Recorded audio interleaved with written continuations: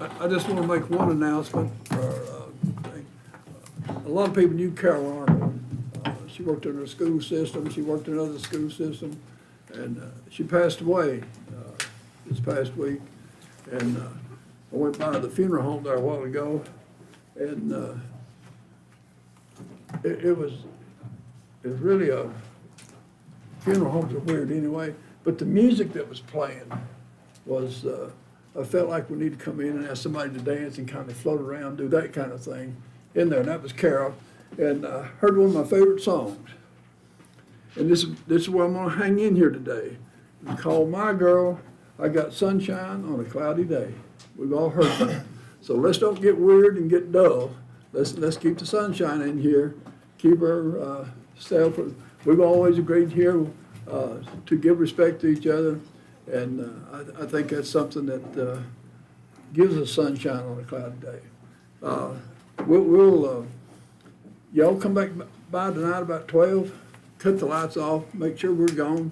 This seems to be a long agenda. But anyway, I want to say thank you to the Commissioner Board for being here. This is budget time. You have to find that cloudy. It's going to get cloudy, but we're going to shine it back up. Just want to say thank you to you for being here, being part of this. And we got LS3P, we got the gurus here that's been with us for a long time and bringing information to us today. And just want to say thank you. At this time, Counselor, any announcements, anything you need to add to it or anything? I don't have anything. Lori? Mr. Sherrill? Mr. Young? No, sir. Brother? It's a good day. Amen. Sunshine. Paul? Let's roll. You got this whole thing, so you better save your breath. All right. Number 3, on our agenda. Mr. Shields, we'll be pulling, Mr. Chairman, we'll be pulling item number 3 from the agenda. We're going to take up this matter at a regular scheduled meeting on February the 13th.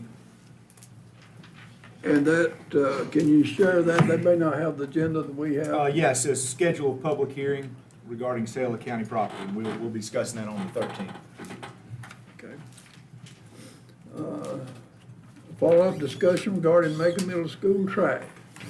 See, Emily, is that you all, or is that, where do we go? Mr. Chairman, Okay. All right. thank you, and thank you, Emily, for being here. Thank you all both for being here today with us. Would like to say Emily and Jamie have been working with us a long time, and they had submitted an RFQ for the design of the Macon Middle School track. And just to reiterate, this process dates back a while. First, the school system brought to us a proposal from a track company that would go toward building this track. It would basically be the track that we were putting back out there.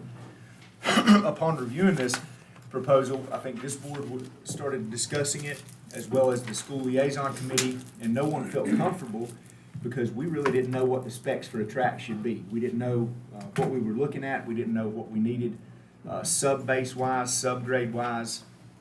And so it was decided by this board to issue an RFQ for design services for a track. So we issued that RFQ. We had LS3P that was selected. As part of that process, we have since went back, negotiated a contract with LS3P, which is included in your packet here, for a lump sum compensation of $55,200.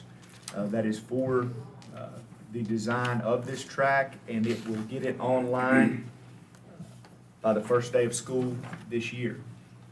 That's based on a estimated construction cost of $850,000.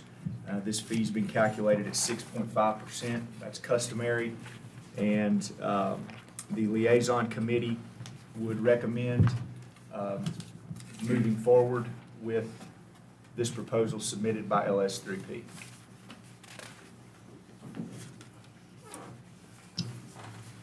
Hear a motion?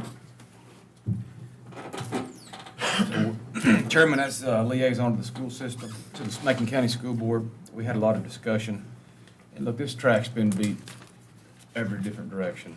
And I feel like after seeing all the response on the RFPs and all the variation of construction, I just think it's wise, and I think this board agreed initially that we're going to have one plan that we can send out for bid, and all contractors can bid on that set of plans. Essentially, that's what this is. At this time, I'd like to make a motion that we enter into a, let's see, will this be a, it'd be a contract, okay, in the amount of $55,200 to LS3P for design services at the Macon Middle School track.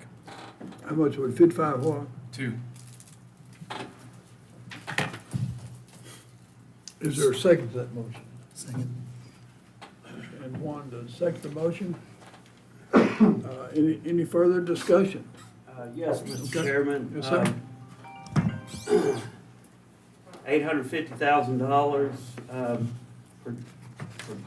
projected that this track's gonna cost. Where are these funds coming from? Are we gonna pay for it out of fund balance? We have, right now, we have $728,439.03 left over from the Macon Middle School renovations. And for a couple of years now, I think the board has kind of talked, if we have leftover money, we'll use that towards the track. And then the school has a grant, I can't Yes. recall that amount. Yes, Do you have that? It's $109,936 roughly, Okay, and it's for the K-12 athletic grant. so And we have that money currently. you have it currently Yes. available. Okay. So basically, these funds are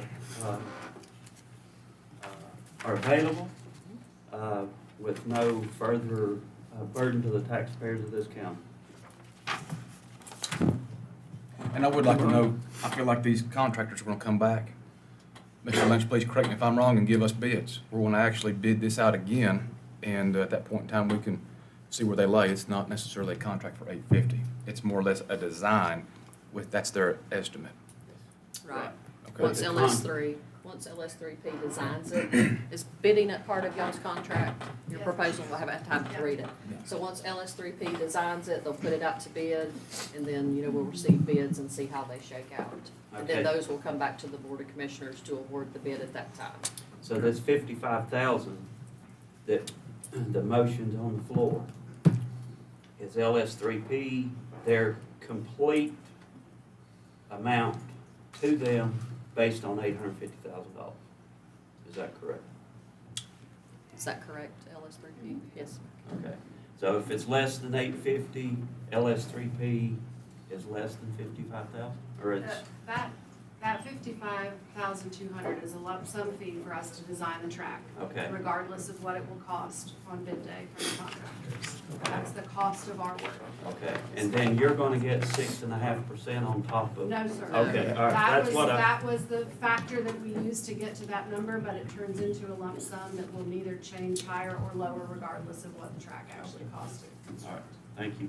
And this, Mr. Sherrill, includes them, Emily, correct me if I'm wrong, includes you guys soliciting an RFP under your direction, and that fee is included in that $55,000. So they'll then present to us the bids, and I feel like we should have some say in the bids and the contractors. Well, it was approved the last meeting to go with an architectural firm. We have beaten this thing to death. I'm good. Let's roll. And I'd be good too if we didn't have, in reviewing the previous bids that we've got. And we heard last month from a professional design company and track builder who has submitted a set of plans already, and we've got them in hand. And they're, this firm has just completed the Clemson University track. They're negotiating with the University of Kentucky right now to design and build a track. I think the plans that they submitted to us months ago were complete, and I just can't see any reason to redesign something that we've already got a good design on. But, it's a new point at this point, and I think that firm would work with y'all in Boone or somewhere on another track design. And what's the timeline on this again? August 24th, will be complete. when the plan or the tract. Plans and specs complete by late March. The what? The plans and specifications are due to be completed by late March. The permitting and bidding complete by May 1st. Bid approval, contract award, we made May 14th. I assume that's one of our regular board meeting date. Notice to proceed for construction, May 28th, which is a few days after the last day of school. And then construction should be complete by August 23rd before school starts. Mr.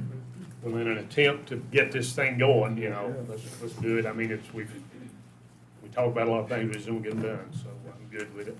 Thank you. Superintendent, anything you need to add to this, clarification, you or Tracy? I don't think so. Okay. All right. We beat this baby to death, let's bring it home. All right, no more discussion, vote, raise your hand, say aye. Aye. 5-0, 5-0, okay, thank you very much. Ashley.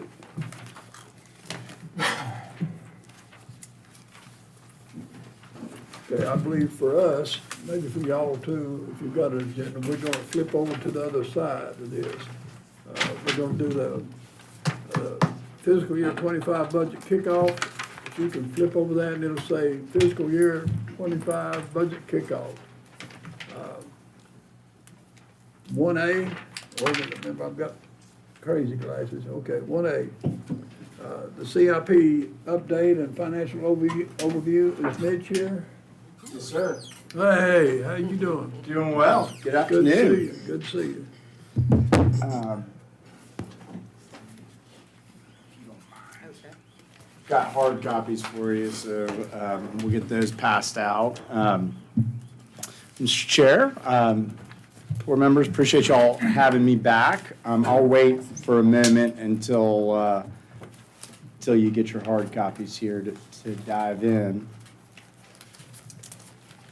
We've got 10 totals. But, this is kind of the continuation of process we started, gosh, I don't know, 6-7 years ago, of the annual CIP process. And, similar to what we've done in the past, we'll have a quick recap of where you stand currently in terms of your credit standing and your good financial overview, including the past year. And then we'll transition into the proposed CIP and potential funding plan tied to that CIP. So starting out, page numbers in the bottom right corner, you all established your credit rating back in 2021. So that was in conjunction with the Macon Middle School financing. And that credit rating for the county is very similar to our in our personal lives, our credit score, right? That's what lenders are looking at to determine the credit worthiness of the county and if they want to lend you money, and if so, at what interest rate, right? And so the better your credit rating, the lower interest rate you have, the better access to borrow money if you choose to do so. County is rated AA2, AA by Moody's and Standard & Poor's. Those are the two most common nationally used credit rating agencies. And that's a very good credit rating. You're in that AA category, which is the second highest category. And you are 2 steps away from the highest possible rating of a AAA. So you're in very good shape here on your credit score or your credit rating. You have access to the market to borrow money if you choose to do so at attractive interest rates. And as we go through the process, like we've done in the years, over the years, look at developing a funding plan, we want to keep in mind how that funding plan could potentially impact the county's credit rating. Not that you should make decisions solely based on your credit rating and potential impacts, but want to make sure we understand the potential outcomes of any funding plan on your credit rating. That's one consideration in the process. So we'll go through a little bit of information on that along the way. And to put some perspective around some of these key things that we'll look at, we're going to compare you to other counties rated similar to you all, AA1, which is one step higher than you, AA2, which is your current rating, and AA3, which is one rating slightly below you. And we're going to look at all those counties nationally with those credit ratings and within North Carolina with those credit ratings. So give you a little bit of perspective on that. And folks always seem to find this interesting. In the bottom right corner here, you can see the North Carolina counties that are rated and what categories they fall in. And so you can kind of see some of the names of the counties that fall into your category and the one right above you, just for perspective. Okay? And then just as a refresher on page 5, as you're looking at those names, what goes into that credit rating, right? We know we have a very good credit rating, but why and how could we improve it? The rating agencies have methodologies that they use. They publish these methodologies. It's a pretty transparent process. And we've summarized those for you here on page 5. But I think the easiest place to talk off of is if you look at that top left corner, Moody's Investor Service. What do they look at? What are they focused on when they're developing your credit rating? It's 4 factors. Number 1, economy. That makes up 30% of their factors for your credit rating. That's things like your tax base, your assessed value. That's things like your income levels of the county and the county GDP, gross domestic product. Those are some of the things that they look at there. Financial performance, so your fund balance, are you adding to fund balance or are you spending it down? Do you have a balanced budget where revenues are equal to or exceeding expenses? Those type of things. That goes into that financial performance category. That's 30% of the overall rating process. Institutional framework is 10%. You're gonna have a AA or a good score there because you're a county in North Carolina. That's their standard score for counties in North Carolina.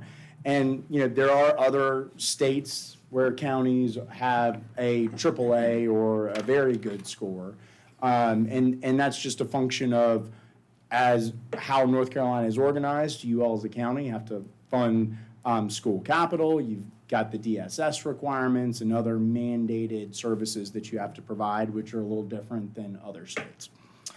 And then finally, the last thing they look at, the remaining 30% is leverage. That's a fancy way of saying your debt and debt obligations. So that's your existing debt outstanding and few other liabilities like your pension and other post-employment benefit liabilities that you have to pay out in the future.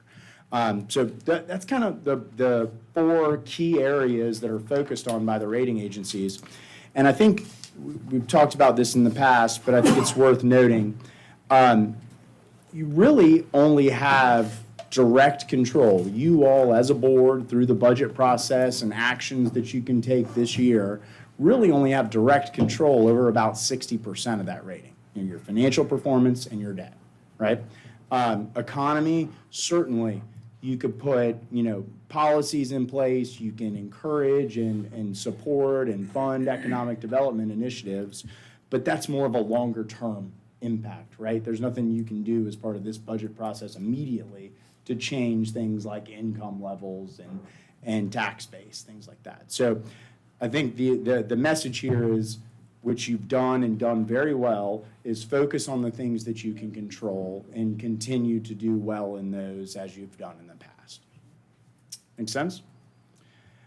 And you all feel free to interrupt me and along the way and make it conversational. I prefer that actually. So just quick summary here on page 6, looking at that financial performance side of things that we talked about, that 30% of the rating.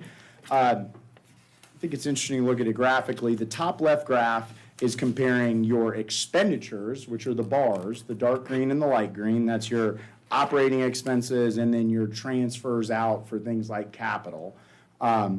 Those are the bars. And then the gold line over top of that is your operating revenues, your revenue piece, right? And so what you see is that line is above the bars in every year, right? That means that your revenues, annual revenues coming in, have exceeded your expenses going out.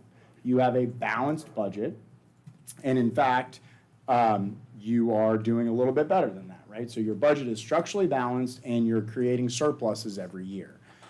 In particular, right, the last 3 years have been very, very good for you all. And you know, one of the major drivers of that is the sales tax performance, right? It started back with COVID and the unknown about what happens to sales tax in particular during this shutdown. You know, how does that impact things? But you all, like a lot of places around the state, saw the exact opposite, where that just did way better than was expected. And the conversation with a lot of folks around the state has been, you know, we saw double-digit growth in sales tax during the COVID year and the year following that. How long can that really continue? You have to budget that conservatively because it's a very economically sensitive revenue source, and you can't count on double-digit type growth every year.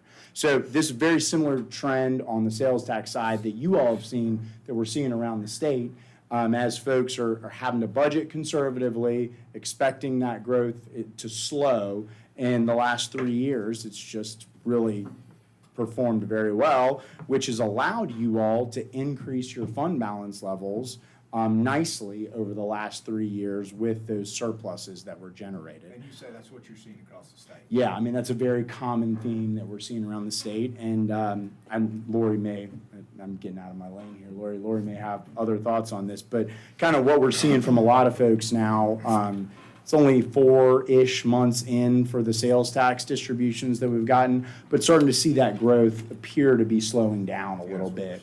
You know, more in line with the 1% to 3% type growth is kind of what we're seeing around the state now. So it seems like what people have been planning for the last 30 years is maybe starting to materialize this year. But all in all, structurally balanced budget, done a very nice job with that, adding to fund balance. This just underscores what the rating agency saw with your very strong financial performance. And related to the fund balance, you all have an informal policy there that you all have established. That's something you all have kind of talked about, and staff tries to track, but do not have a formal fund balance policy at this stage. Informal policy target has been in that 25% range. And you can see that graphically in the top left slide. The red line is that 25% informal policy. The dark green line is your unassigned fund balance that's applicable to that policy level. That unassigned fund balance, that's your rainy day funds. That's your free funds available for emergencies or opportunities or for spending. And that's what your policy is tied to. That's what we typically recommend policies are tied to. Let me ask you a question, if I may. Yes, sir. How many counties in the state of North Carolina has 85% fund balance, undesignated fund balance? Well, let's put it into perspective. And this is as of 23, the peer comp on the right-hand side of the page. So if you look at that right-hand side of the page, this is as of fiscal year 22 data. So it doesn't include your fiscal year 23 results because not everybody has their 23 audit done yet. So we're still focused on 22. If you look at the dark green bars down at the bottom, those are the North Carolina rating medians, right? So that means that's the average of each of those rating categories. And you can see it ranges from 25 to 35% there. The blue lines are the range of the data right? So that's the average, but some are higher and some are lower. So you can see the folks there at that blue line in that AA2 category, your rating category, somebody was, close to the 60% level, which is right where you all were at last year. So, folks, see a lot of folks in that on the higher end in the 50s, 60s, and with the performance last year going up even higher than that. But it's certainly you have available fund balance. And that's part of what we wanted to talk to you all about today. And if you remember, part of what we talked about last year in funding the CIP. Let me ask you something real Yeah. fast while we're on that. I'm curious, more historically, how has our fund balance, kind of related to our budget? Go back 10 years, 20 years. Have we historically been 50, 60%, 60%? No. You see, the last 3 years, my point is, the last 3 years, we've, obviously elevated pretty steeply, but I'm curious, the 10 years before that. I don't have the data with me, but we've definitely not had highs like we have the past 3 years. Right. These have been abnormal times, and as you'll see when I get talk about my presentation, things like sales tax are definitely toning greatly down. Yeah. And you can see on this chart here, since 2020, that, and a lot, what you're saying, back there, Goes back to 19 and 2018. 18, that's a lot like the line was the 10 years prior. And then you can really see 2020, that's when it exploded. And I'll move on, but like, have we ever been around the 25 mark? It's an informal Yeah. procedure, I'm but. sure we have. Yes, That chart saved, I just don't have. But it has been a while. Tracking I mean, several it's years back. several years back. Yeah, we probably were closer to 25, 30, 35, Yeah. but. And what I'd say is related to that, right? There's a lot of factors that go into how much fund balance you may want to consider carrying. One of those is the size of your capital improvement plan, right? When you're doing things like the middle school project and some of the projects we'll talk about this year, you have to have some cash flow on hand, because even if you're planning to borrow money to fund a project, you have to get to the point where you have your bids in hand to borrow that project. And you have to be able to cash flow, preliminary site work, design, all of that. Got to have funding to cash flow before you can borrow and reimburse yourself for that. So what you often see is, as folks are ramping up on a capital improvement plan, fund balance tends to stay a little bit higher above their policy to allow them that room to cash flow those expenditures. So that's one consideration. I do want to point out, and I think this is important, back in 2021, from the rating agency reports, the bottom right corner, the last sentence, S&P said that they could raise the county's rating if economic metrics improved, or if the county were to formalize additional financial policies and practices, everything else being equal. Right, so you all have improved your financial performance from 23, as we saw. To the extent I know we've talked about it over the years, but you all look to adopt some policies as part of the budget process. Next time we talk to the rating agencies, I think that would be a very favorable factor for us to potentially try to push that rating up to even the next level, one step away from the highest level. What type of policies?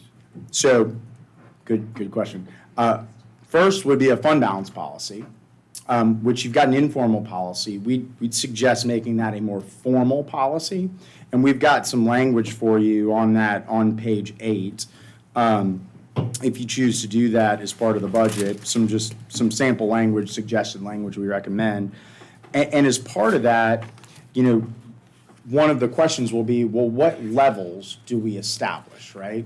Do we establish a target, like a minimum level? We don't want to fall below this, but we want to target something higher, or do you just want to establish an absolute minimum? I think, the minimum and the target is a good way to go, because you say, look, we're not going to fall below this level ever. Like that's not where we're not going to go below that level. We're going to target to be at this higher level, but anomalies occur, emergencies, opportunities that allow you to kind of pull down from that target level. And and still be above the minimum. So I think it just provides a little bit of flexibility in the policy. Last year, we talked about potentially looking at something like a target of around 40%. So, minimum perhaps of this 25% consistent with your current policy, targeting something perhaps a little bit higher. And at least in the near term, as you fund capital projects.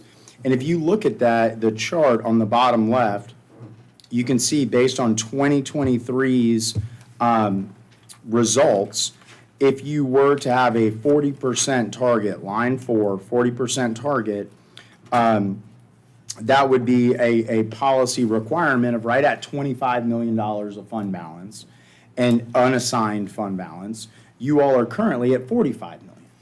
So that gives you about $20 million of excess funding that you could consider utilizing as part of a capital funding plan if you chose to do so. That amount was $15 million last year. So that's been an improvement, part of that financial performance that we talked about. And one of the things that we often see in policies, and then I think rating agencies really appreciate, highlight this language for you if I can. It's in that second bullet, item B, 1 and 2. So if you have a fund balance target, right, anything in excess of that target may be drawn down for non-recurring expenditures, right? The most typical of which is capital projects. And the reason why we think that's important is going back to that financial performance, right? Maintaining a structurally balanced budget. If you're spending fund balance on recurring expenses like personnel, salaries, fund balance is a one-time revenue, right? You blow through that 20 million over a couple of years, and all of a sudden, you've still got that expense level, right? You increased salaries, you added a new service that you're paying for every year. That expense doesn't go away, but that excess fund balance does. You spend through that, and you don't have that revenue source anymore. So that's why we typically say, and I think the rating agencies appreciate, focusing excess fund balance on one-time expenditures, again, which is commonly capital projects. And so that's something you'll see as we get into the CIP funding plan. Just like last year, we built that into the CIP funding process, assuming that if you were to move forward with these policies, that would be the most likely use of the additional fund balance. So it's not sitting on the dollars that you've built up, using them for the funding program, and bringing them back more in line with lower levels, but doing so as part of your policy and in conjunction with a policy. I think that just provides a lot of folks, like rating agencies, like lenders, and probably everybody in this room, some comfort that yeah, we built up a nice fund balance, we're spending it down, but we're doing it smartly in conjunction with our policy that we recently adopted. So the state recommends 20%, is that still accurate? Yes, The the wha- LGC, they Yeah. have a target. Their target, and it's typically based upon what they typically do is they look at a different type of fund balance, but it's the average of your population peer group is what they typically look at. Okay. So it's a slightly different calculation. Their calculation is more of, I don't know, Laura, you're over my head, but more of like an accounting-based assets and liability type calculation, whereas, the unassigned fund balance is kind of just looking at your cash flow, your fund balance that you actually have on the books available. Yeah, the performance indicators that we have to do every year, it started a few years ago, the auditors built part of this out, and based on the input from the audit, then it spits out some numbers. So, the median fund balance available as a percentage of expenditures was 39% for our group that they throw us in. So that ties back into the target of 40 maybe, but not dropping below 25, which sticks historically with what previous several years of boards have stuck to. And then, of course, the minimum is the 20%. And so in that, and I know you said the sales tax was one of the biggest drivers for this fund balance, but would that not be, if you do that consistently over the last 3 or 4 years, I mean, you can see the graph, it's going up and up and up and up. And that's, would you not offset the taxpayers' liability with these revenues? Yeah, it's certainly that's an option, right? Once you get to the point of identifying, what the new level is, right?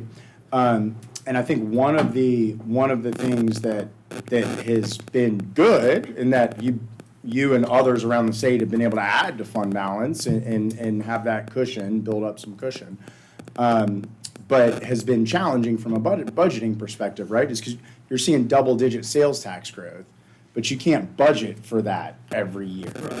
Right? So what happens is, in 2020, you have double-digit growth, but you actually budgeted for a decline in sales tax, given what the League of Municipalities and the Association of County Commissioners are, right? So you got a big spread there. But when you go to do your 21 budget, you see, okay, we're not seeing that, right? It's actually doing better. So you set your 21 budget based upon what you're seeing in 2020, and then all of a sudden you have another double-digit growth in 21, right? And so that's kind of been the trend over the last few years. So now in 24, you set your budget based upon how you normally would, somewhat conservatively, based upon fiscal 23. And if trends continue with this lower level of growth in sales tax that we're seeing, you should come in much closer to budget. You're not going to have as wide of a gap. And so now you've kind of plateaued, and now you've kind of reestablished, all right, our new level of sales tax is around this level, and you're kind of balanced out at that point, and that all just gets built into the budget process at that point in time. So it's an annual process, an annual decision for you all, right? But in periods of intense growth, very high growth, you're tracking a year behind, and you got to wait until it plateaus before you catch up. Yes, sir. Real fast. If we have some minor, like formal policy changes to be made to improve our credit rating, that's all it takes. Could you make us a recommendation, maybe this board take up some kind of action during this budget? If it's just clerical, verbiage. Yeah, look, there's no guarantee, right, that improves your credit rating, but they did say that would be a positive factor in the process. It seems like it's so simple, and something we could do really easy, put it in the budget. I think you should. I do. And you can Yeah. write us some recommendations on that. Yes, sir, absolutely. We can coordinate with Derek and We Lori don't on have to that. wait for budget adoption, we could adopt them in March. Yeah. I just would like to see what you're talking about. Yeah. Yeah. Just put it out there, and then We if can it's get that that and share simple, it, we yeah. talked about it last year. We can get draft policies, Check that share it box. with y'all to look at, like I said, we could probably adopt them as soon as the March meeting. Yeah, it can be done in a separate document as a standalone financial policy document, or it can be adopted, as part of your budget document as well. And that way, we see it both ways. I think there's pros and cons of each. Doing it in the budget means you're looking at it every year, right? And you're thinking about it, and are these still the right levels? Are these still the right policies? So we'll coordinate and maybe put together a recommendation on how best to bring those to you. Yes, sir. All right, we're going to transition into some debt stuff now, unless other questions on finance? Okay. All right, so just real quick, on your existing debt, right? This is kind of one of the baselines that we look at when we start talking about the CIP. Financial performance, that fund balance is one piece, debt is the other piece, right? And you all currently have about 22 million of outstanding tax-supported debt. Very low level for your size county. You're in good shape there. Most of that's tied to the Macon Middle School project. And I think one of the important things that you see is over the next 5 years, you have these significant step downs in your debt service levels, right? So that's going to be providing an opportunity as part of reviewing a capital improvement plan. There will be natural affordability for capital and/or debt service as your existing payments decline. Right now, you got $3.5 million that you're paying, but by 2028, it's 2.5 million, and then it's 1.5 million in 29, right? So those are some pretty significant dollars that are being freed up just within your existing debt profile. And that's what, over the years, as we've been doing this capital plan, that's what's really helped fund some of that future capital. And then back to the policies, right? There's a couple of key debt policies that we recommend. The first is called the 10-year payout ratio, right? What percentage of your principal outstanding, right, your borrowing amount, your debt outstanding, are you repaying over the first 10 years, right?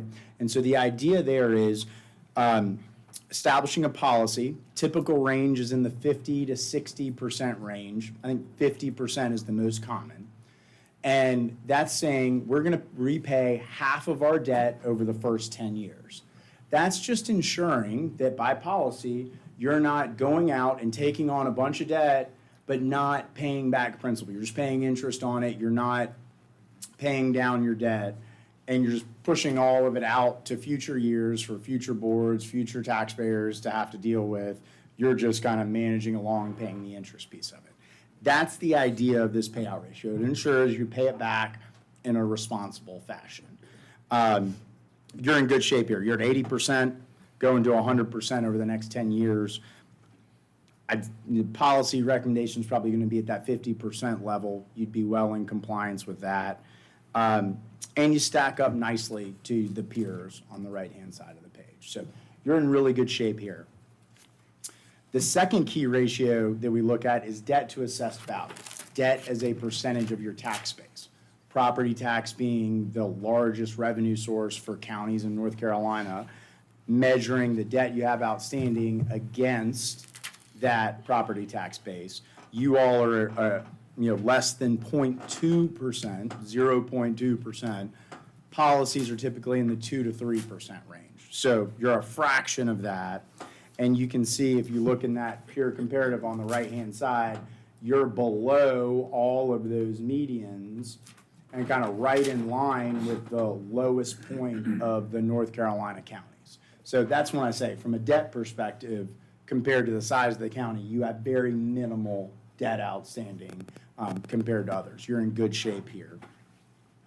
So that would be part of our policy recommendation. And then the last piece on 13 is debt service to expenditures. Your annual debt service payments, so not the total amount of debt outstanding, but what do you have to pay every year as a percentage of your budget. It's another measure of your debt burden that the county has, but it's also a measure of budgetary flexibility, right? Because if you issue debt, and we're going to do fixed rate debt, that's what we've done in the past, that's what we would do in the future, those payments are locked in. We can tell you what your payments are for the next 15 to 20 years on all your debt. And you got to pay that, right? It's not like, you can't furlough a debt service payment, lay off a debt service payment, turn the lights off early. You really have no control over that piece of your budget, right? So that's where it's a measure of budgetary flexibility as well as your debt burden. Typical policy range in that 15 to 20% range. You all are right under 5%. So a fraction of typical policy ranges that we see. And again, on the right side of the page, you're at the low end of all the North Carolina medians and all the North Carolina AA rated counties for that matter. On the national side of things, I should have mentioned this on the other page too, the light green bars, that's national counties. I mentioned this earlier, right? Institutional framework for North Carolina is lower than some others. You have to fund schools, right? Well, in other states like South Carolina, independent school districts exist. They have their own tax rate and they issue their own debt to fund school capital. So you lose some comparability here. And this is what we see, right? North Carolina counties tend to have slightly higher debt outstanding, debt service to expenditure ratios than national counties because of some of those other increased funding obligations that you all have. So all in all, compared to these policies, again, bring those back to you for recommendation, you're in really good shape. You have debt capacity. That's what we typically refer to as. You have capacity to take on additional debt as part of funding a CIP if you choose to do so. Otherwise, you're still in really great shape, and it provides you a lot of flexibility going forward. Related piece of that, right, is affordability that we've talked about over the years. What does your cash flow look like? What do you have available to pay for capital going forward? And this is that really small chart that I know y'all love. You might wanna look in the book for that. Yeah. I won't go into, I think we've talked about this a couple of times now, but just high-level reminder here, and this is why I use my iPad so I can zoom in. The left-hand side of this page is what we call your capital funding requirements. Your existing debt service in column B. Column C is a placeholder for proposed debt service. And then columns D and E are your pay-as-you-go, cash-funded capital. And this is just on your existing debt and your existing obligations right now. So we've shown how you budgeted 24 actually. And then going forward, we have your existing debt service in column B. We know what that is to the penny in future years. And then column E is your annual allocation for pay-as-you-go capital. This is something that you all put in place a number of years ago as part of the CIP. And it establishes a baseline minimum for planning purposes, $1 million for county pay-as-you-go capital, $1.15 million for school pay-as-you-go cash-funded capital, and $600,000 for vehicle and equipment funding. So that's what makes up that baseline $2.75 million. Now, that doesn't mean you're spending exactly $2.75 million a year on cash capital. That's for planning purposes. When we get into the actual CIP, start to identify projects. Some years are a little higher, some years are a little lower, but you're spending and be able to budget that flat amount every year. There we go. All right, so then sort of the middle part of the page is the revenues that are available for funding capital. Column G is your fixed budget transfer for capital, fixed budget set aside for capital. That was set aside, gosh, I don't know, 5 or 6 years ago. It's just over $2 million. Column H is restricted school revenue. So these are the lottery funds and the restricted school sales tax dollars. So they have to be spent on school capital projects. And to date, you've had ample school debt service and ample pay-as-you-go capital, that 1.15 plus million, to spend all of those restricted revenues.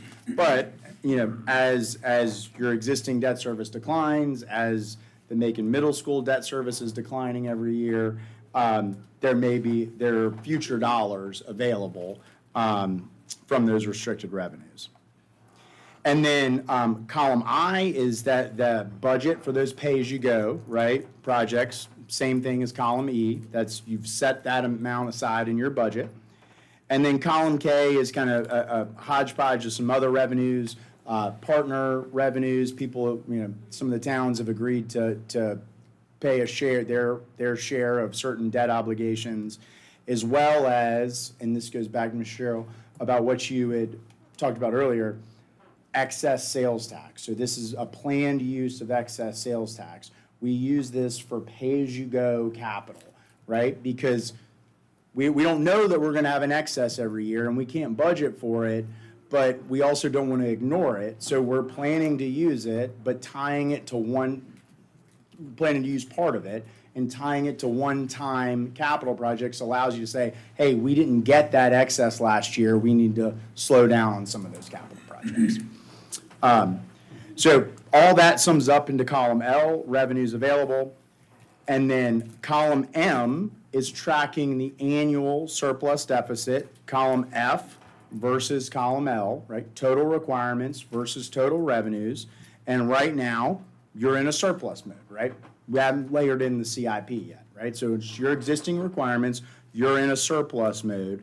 You have debt affordability, right? You have dollars available to put towards and I should call it capital funding affordability, right? It's not just for debt, it's for capital as well. So you have dollars available every year. You also have some capital reserve dollars that you've built up over the years. That balance is just under $5 million right now in the capital reserve in column N. And right now, because we haven't layered in that CIP, we're just assuming those annual dollars dedicated to capital are just going to continue building up that capital reserve. It's not going to work out that way, right? You're going to have to continue funding additional capital projects. But, I mean, I think this is all in all showing what we talked about in that credit rating, right? You all have done a great job of managing yourself over the years. You've set yourself up with dedicated resources, have limited debt outstanding, and have the ability to consider funding capital projects if you choose to do so. We'll transition into that capital now, so jump in, questions. All right, so capital improvement plan. I think y'all know the drill, right? Derek, Lori, coordinate with department heads, send out capital funding requests. Departments send in their capital funding requests on a standard form that we've used over the years. All of those forms, all of those initial requests are in the appendix. That's why the book's so thick. So you can look at those initial requests. Derek and Lori get together, review those requests, talk to us about the affordability and the details, and kind of adjust those requests and plug them into years that, you know, are make sense in terms of the sequence.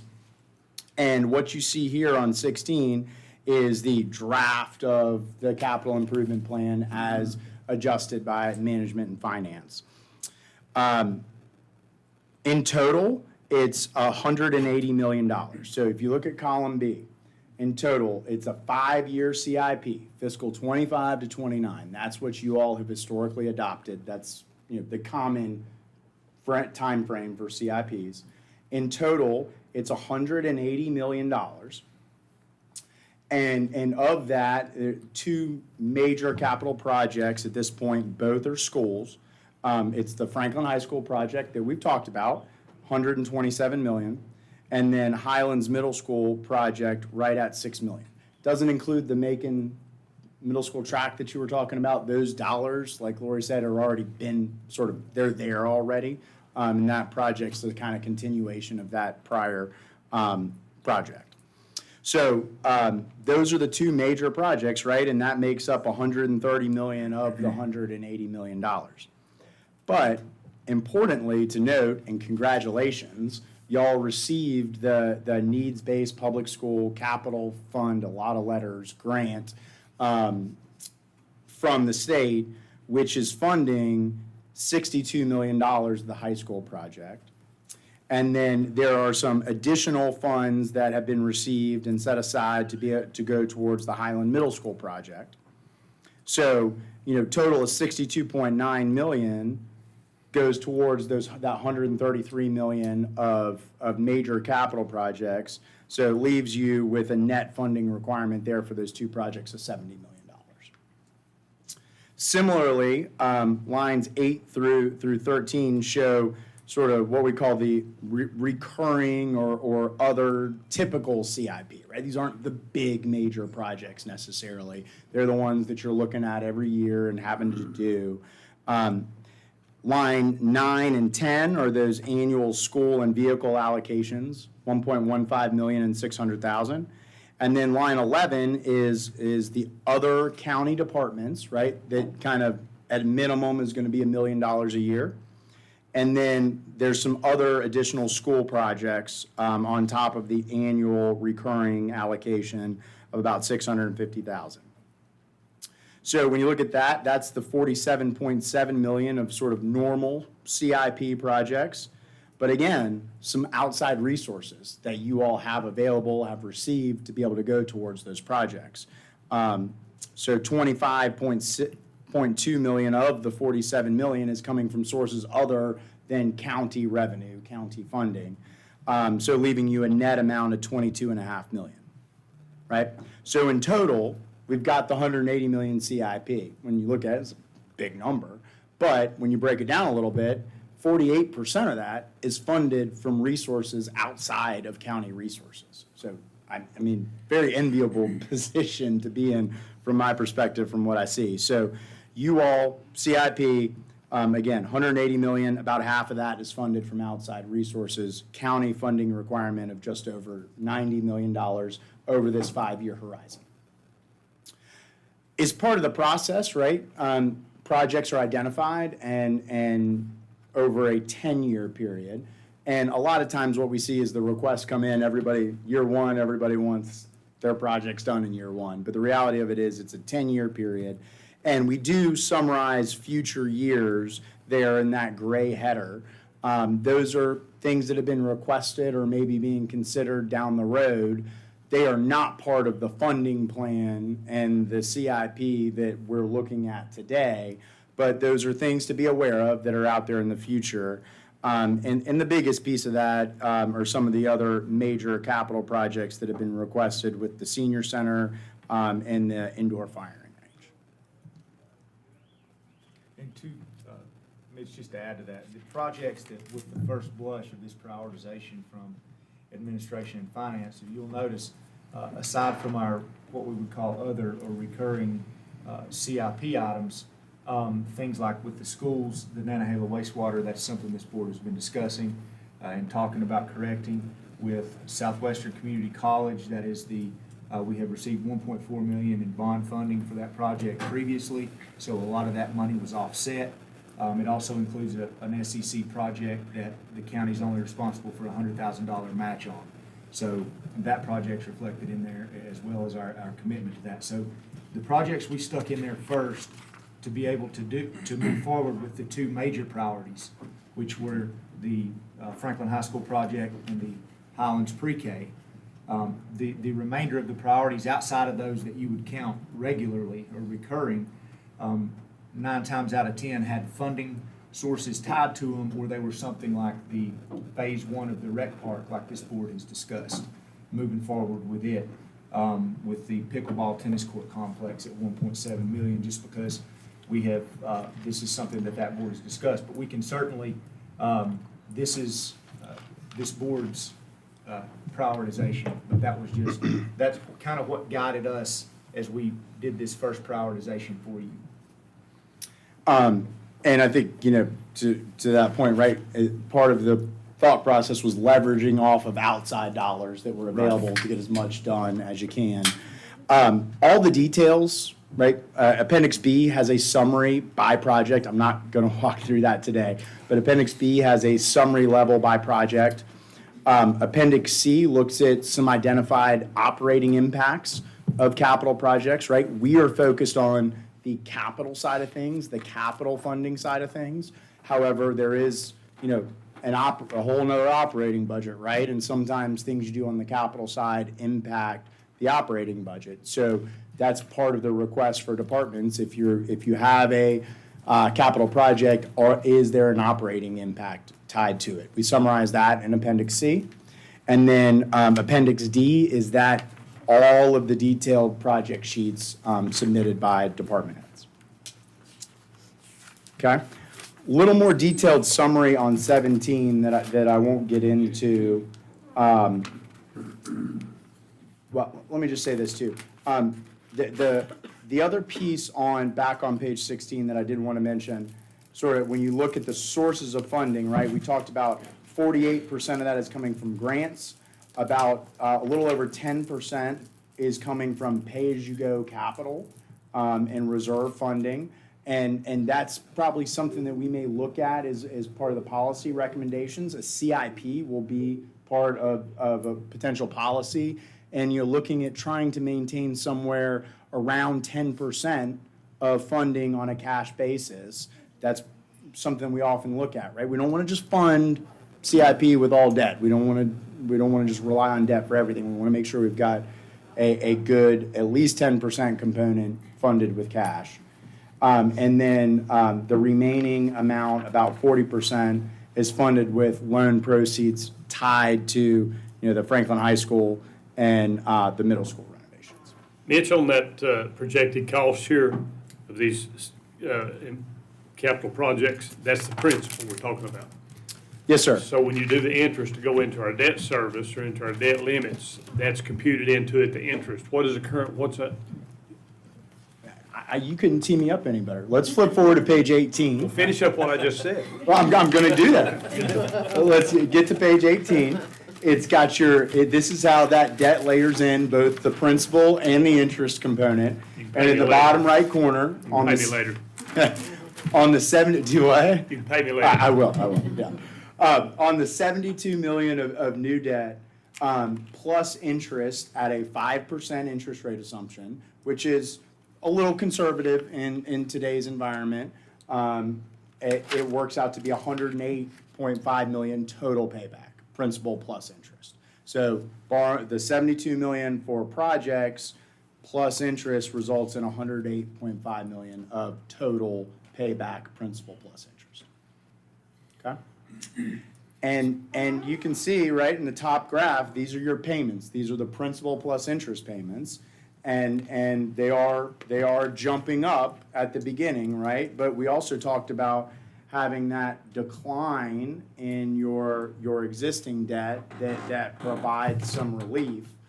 One of the things that we're gonna do is part of this funding plan is we're going to bring in $20 million of the excess fund balance. Right, we're gonna bring that into the funding plan.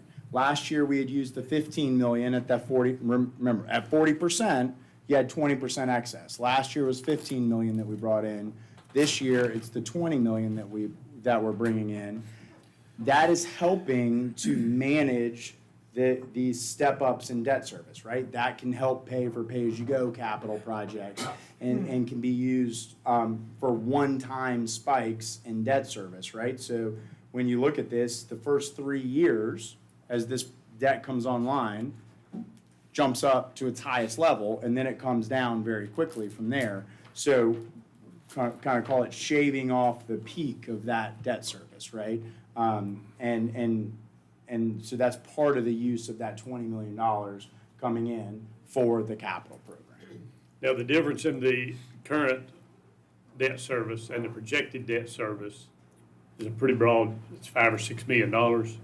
Yeah, your current debt service, again, right, it was $3.5 million, and you are kind of under these assumptions, you peak out at $10 million. So on an annual budgeting process, that difference of $6 or $7 million, how's that generally accounted for in an annual budget? I'm gonna show you coming up. It's part of that capital, it's part of that cash flow analysis. I'm not moving quickly enough for you. All right, just real quick on 19, debt capacity, right? We talked about that, the ratios, the policies. With these new projects and this $72 million worth of debt, you would still be above payout, higher is better on payout, and lower is better on debt to assess value and debt service to expenditures. You would still be better than those typical policy limits and any policy level that we would look to set. So that amount of debt is within that debt capacity that we talked about. And then page 20 is that debt affordability analysis. This is where it comes into that budgeting process, right? And so what we've done is we've layered in column C, the proposed debt service, and we've layered in column D, the additional pay-as-you-go capital funding, right? These are the amounts over and above the $2.75 million of those annual allocations. And you can see it's kind of front-loaded there in 2025 with a pretty large amount of pay-as-you-go capital. That's partly exacerbating some of those increases, right, that we see by debt service. But at this point in time, we've made no changes to the revenue assumptions. Nothing updated on these revenue assumptions. The only change that we've made on the right-hand side of the page, over in column N, we brought in that excess fund balance, right? It was at $5 million. We're assuming that if you go with the policy route, you bring in that excess over the target level for capital projects. And that's consistent with what we had looked at last year as well. Just a slightly higher amount, given the fiscal '23 performance.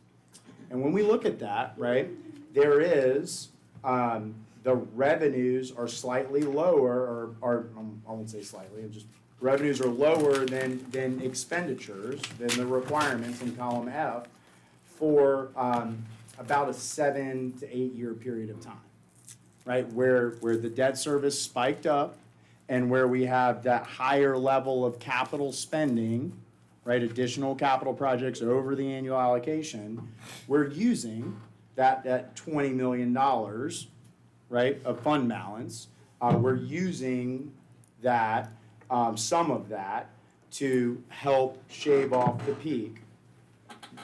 But by doing that, there is no additional revenue required. You can manage that step up in debt service, the increase in pay-as-you-go capital, with the existing capital reserve plus the additional excess fund balance. Right, so you're starting out with, between your existing capital reserve and the excess fund balance, just under 25 million in the capital reserve. The minimum amount it gets to in 2032 is $7.6 million. After that point, you're back into an annual surplus mode of your annual revenues being higher than your annual expenses. And so there is cushion in this plan, right? There is, you have the 7.6 million, and then after that, there's additional dollars available. I think, and taking the lead from Lori and her good fiscal strategy, we tried to be a little conservative, right, in this. There's no investment earnings factored in, right? So you're starting with a $25 million balance. Right now, you're earning 5+% on that. We're not factoring in any of those earnings. I think we have very reasonable and conservative growth rates on sales tax of 1%. You know, hopefully you outperform that in the long term. There's more dollars that are available there. And then on the fixed transfer to the general fund, from the general fund for debt service and the fixed pay-as-you-go budget, we're not growing those dollar amounts, right? So if your tax base grows, if your other sales tax and the general non-restricted sales tax grows, we're not counting on any additional dollars being available to go towards this plan. So I think there's room to improve long-term, but we try to be conservative and have an achievable plan without having to count on some of those items, because, you know, we know could have a bad year, and we want to have some conservative nature in there. You know, what we saw the last couple of years, inflation is real and can be bad in certain years, so project costs may increase. And so we've got some cushion to manage that with these conservative estimates. You know, but overall, you know, you're funding the $180 million CIP. About half of that is coming from resources outside of the county's budget. And for the remaining $92 million, you're able to cash flow that with your existing resources that you've dedicated to capital, plus the excess general fund balance that you've built up with the overperformance over the last several years of sales tax. So it's kind of an enviable position from where we've been in prior years, right? Where particularly when we didn't have that grant, you know, we were seeing, you know, large tax impacts tied to the funding of the high school and the other capital projects. That's no longer there. And you know, you're able to fund this without any new dollars. A lot of folks we're talking to and looking at, there's impacts needed to cash flow capital projects. Mitch. Yes, sir. And I hate to make this really simple, but I just feel like we just received $62 million. Okay, we have $30 million thereabouts that I'm comfortable using of our own money, 90-something million dollars. Can we not have some kind of a pay go towards this high school instead of funding $180 million in this balloon and racking up the interest that Mr. Higgins was talking about? Yeah. It's $92 million. That buys us a year or 2 years into the project as our debt service, you know, Yeah. decreases, and then we have a 1/4 cent sales tax that's a potential. I mean, what about that scenario? Yeah, Is that- absolutely. We can look at those different types of scenarios and test how does that impact the future, right? How does that impact your future capacity? But certainly, if you wanted to take some of these dollars and put it towards the high school, I mean, even within this plan, right? You've got $7.6 million. If you were to say, look, I don't want to end up with any excess, any cushion in this plan. At a minimum, you could take 7.6 million and put that in, and then you would end up with a little bit of excess because you would save on some of that interest. So we can look at different scenarios, and we'll, if you choose to move forward with this plan, fund these projects, that's part of what we'll do is, hey, let's try to balance this out. Are there other better scenarios? But this is kind of just the baseline scenario that we know you can fund it, and so now are there ways to improve upon that? Another thing I think, Mitch, like, you look out here in 26, 27, and you've got 1.6 million in airport projects. That's assuming those projects go. That's assuming those projects are funded. They're 90% that grant money funded would be too. there. I don't So know, is they- that the net? Which Yeah, page that- are you yeah, looking that's at? the net. That is Okay. the net, Yeah. yeah, so that's 708 that might not be there, might not, and like many projects, some of these projects, they might not happen in these 5 years, so that's gonna impact that bottom line number on that as well. I And guess I my think- point is, I just wouldn't mind to see a comparison. If we went pay-go, bought us 2 years without having the interest from a $180 million loan. We're not we- doing $180 million. Well, you're going to have, Right? no, we're going to have a $72 million loan. You don't have to borrow for the full amount. The 60 million you get from the state, and you borrowing the difference, right? So it's 72 million of borrowing. Right. But part of the other issue is, and I think, Lori, you jump in here, but I don't know that you would want to not borrow the money when you sign the contract to fund the project, right? Lori has Gotta to have sign a the money pre-audit on hand, certificate. yeah. And the conservative approach to doing this is, hey, if we're gonna build, $127 million project, we're gonna have our funding in place to make sure we can pay the bills on that. Because, look, it happened in COVID for a several month period of time. Markets can shut down. Like, Can we still collect interest on those funds? yes. Which funds? Well, if we allocate $127 million and put them to the project, and the project doesn't use the Yes, funds, we'll earn we're interest. drawing interest on the money. Yeah, and then you get into arbitrage though, because of course, right now, we're in a high rate environment.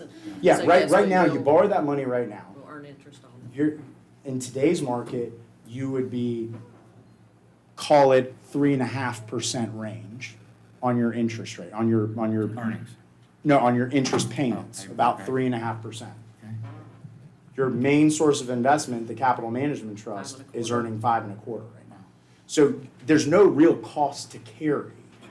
So I think it's, from multiple perspectives, right? I think you're safer having the money in hand up front, right? To make sure you can cash flow the project. The LGC would prefer to see it. And right now, there's no real cost of carrying those extra dollars, right?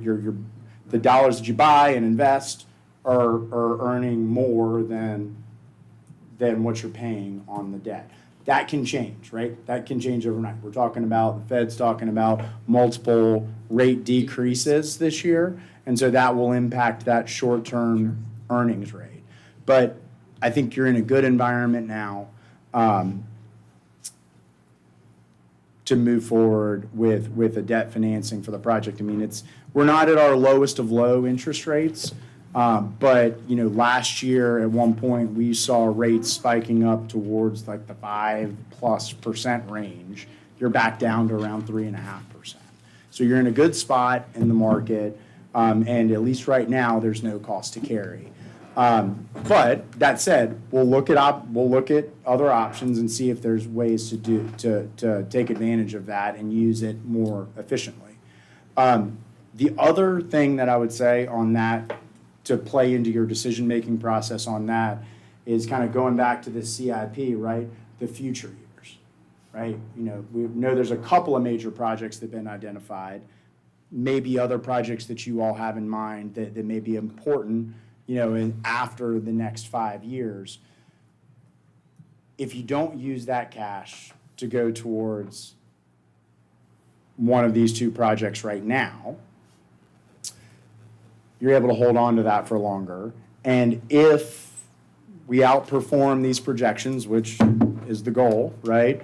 That sets you up to be able to fund those other projects in the future with cash, where we don't know where the interest rate environment is at that time. It could be much higher, it could be lower, but you're in a known rate environment now that is a good rate environment.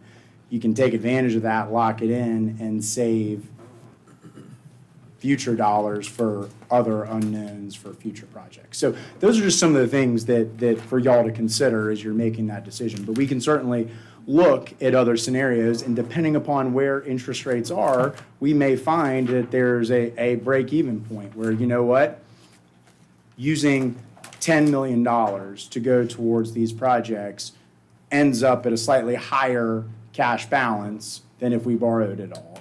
There's some break-even point there that we might find. Sometimes we find that every dollar that you add for cash, you end up reducing that fund balance over on the far right side. So we'll play around with that going forward if this is something you choose to move forward with.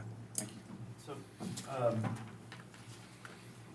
based on all these numbers and figures and everything else in the current budget that we had for 23, 24, going into 25 budget, how much money,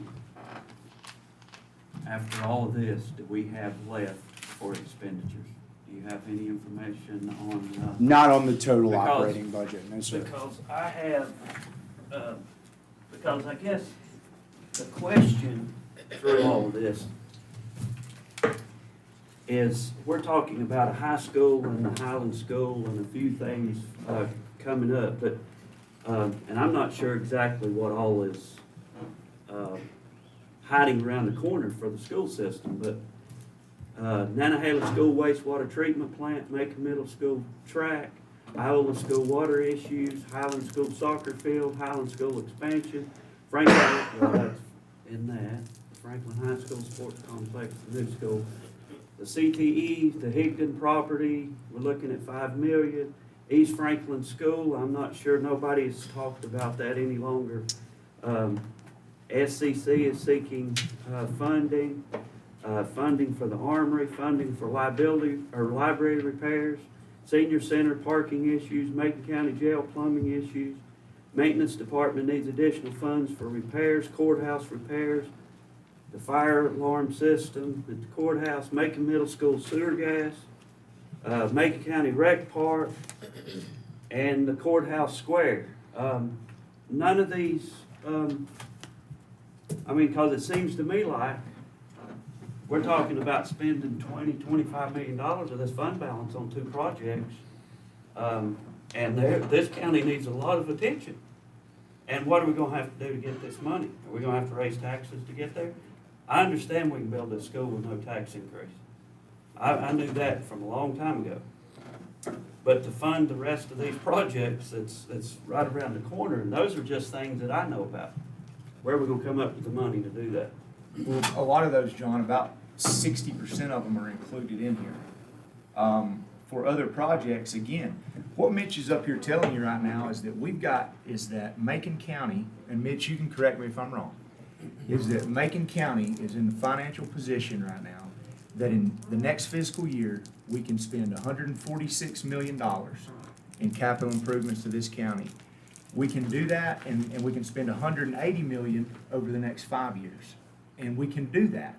We can do that without raising the taxes. We can do that without ever falling below $30 million in the fund balance.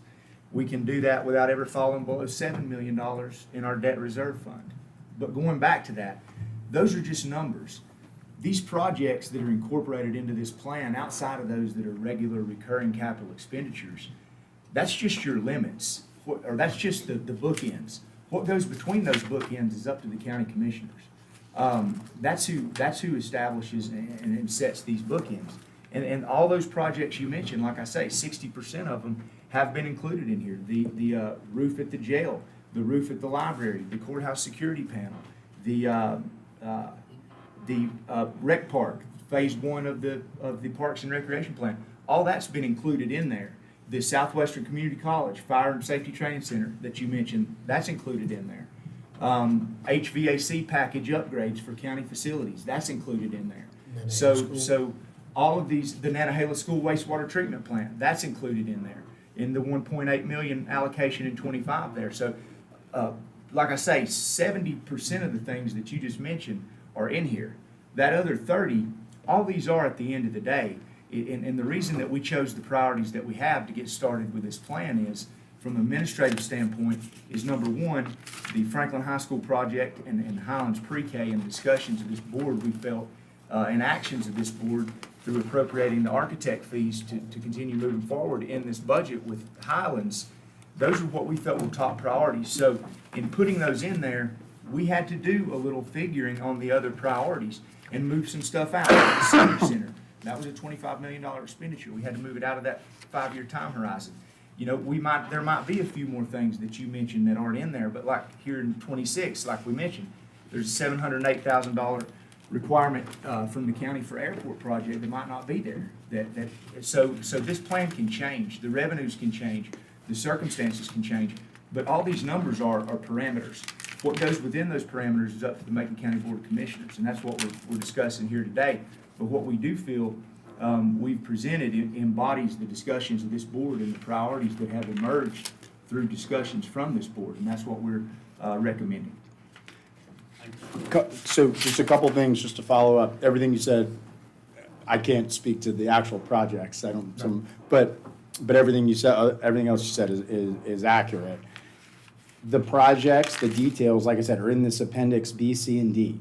So that, I know you just got it from me, but that's something that you can study as y'all think about your priorities, right?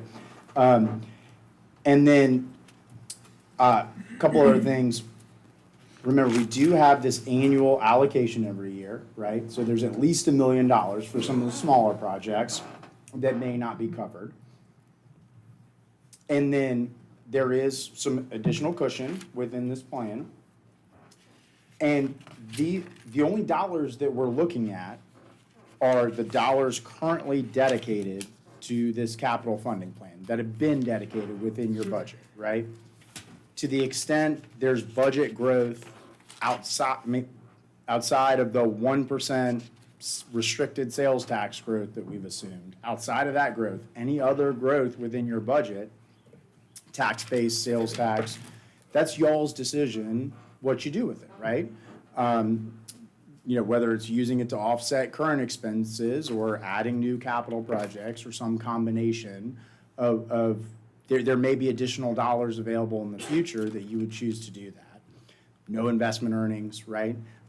Even on these funds.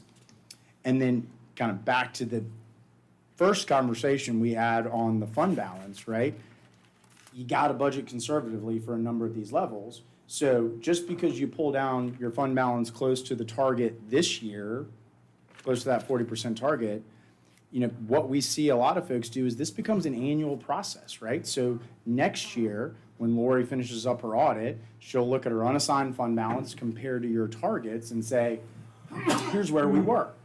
And there is X million dollars or X $100,000 in excess of our policy. And by policy, we can use it on one-time expenditures. What would you like to do with that? And oftentimes, the answer is transferring it to the capital reserve, and we'll decide how to use that as part of the CIP process, as part of the budget. So that's the goal, is to give you an achievable funding plan for the identified projects within the 5 years, but have some cushion and hopefully have the ability to have some of those additional excess dollars in the future to address some of the projects that may not be within this first 5 years. A couple Yes, sir. of years ago, we did a capital improvement plan proposed, and we didn't include the schools into it. So with this allocation, taking on this debt limit, that initially wipes out our existing cap. That was the space needs analysis. Space needs space needs, but that just kind of puts that on the back burner, or I noticed one of those items in there was the senior center. That was on our space needs. Yeah, and they actually, in the space needs, that was in the space needs analysis. And it's been part of our, it was part of the CIP last year as well. I think that price tag was a little different Yeah, last year. the price tag last year was about this, but prior years it wasn't this high. Right. Right So, now, we've but- got but- it slotted in 2030. What Page if- 28 and 29 gives you a good detail. Pages 28 and 29 of this book, you can see by fiscal year, and that's what Mitch was mentioning, the exhibit, appendix B. You can see the proposed projects for fiscal 25. Oh, okay, they're still okay. And then like some of the school ones John mentioned, like the Nanahala wastewaters in there for 25. And then maybe, put out in 2030 would be like the classroom additions for Tartuga J, East Franklin. Again, on you again. So, Well, and Lori does have this electronically as well. If you need to zoom, Yeah. I know it gets small, so if you Yeah. need to zoom it in, she's. I can email it to you.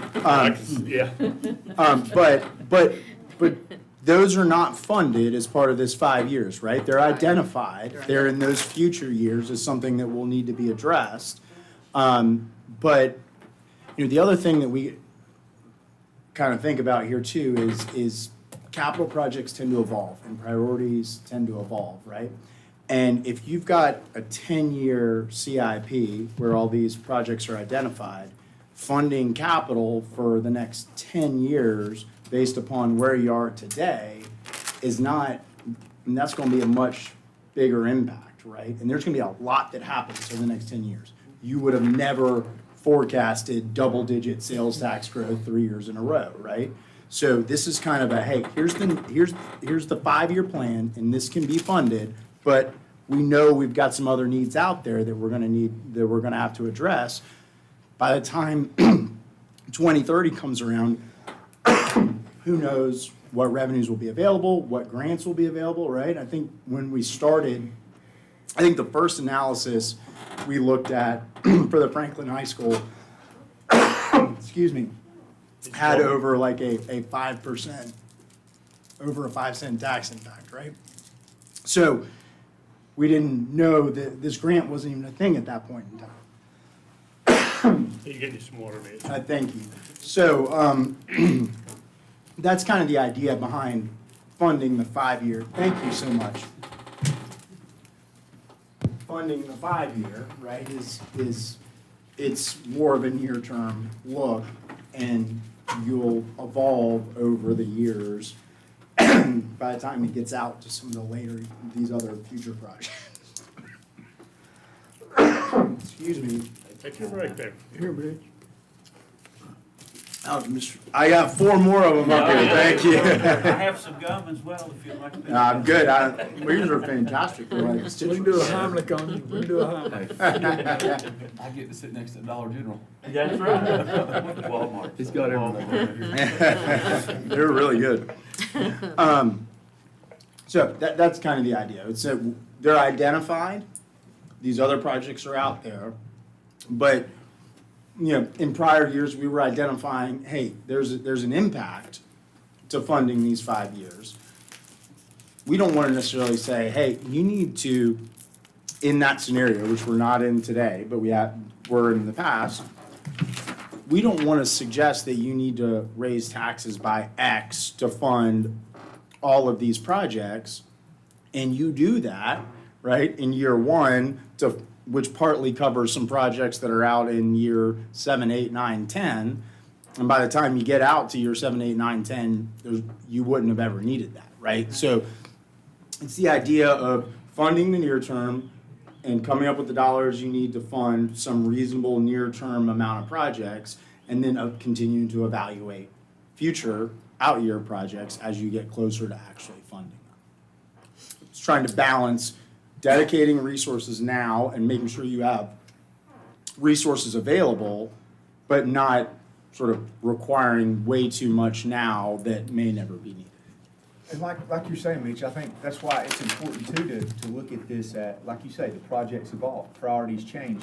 But nonetheless, we see at the current state of affairs, we see the parameters of what we're capable of doing and the impact that will have on our budget, regardless of what fills up the lines on those priorities. we can see what we're capable of doing here.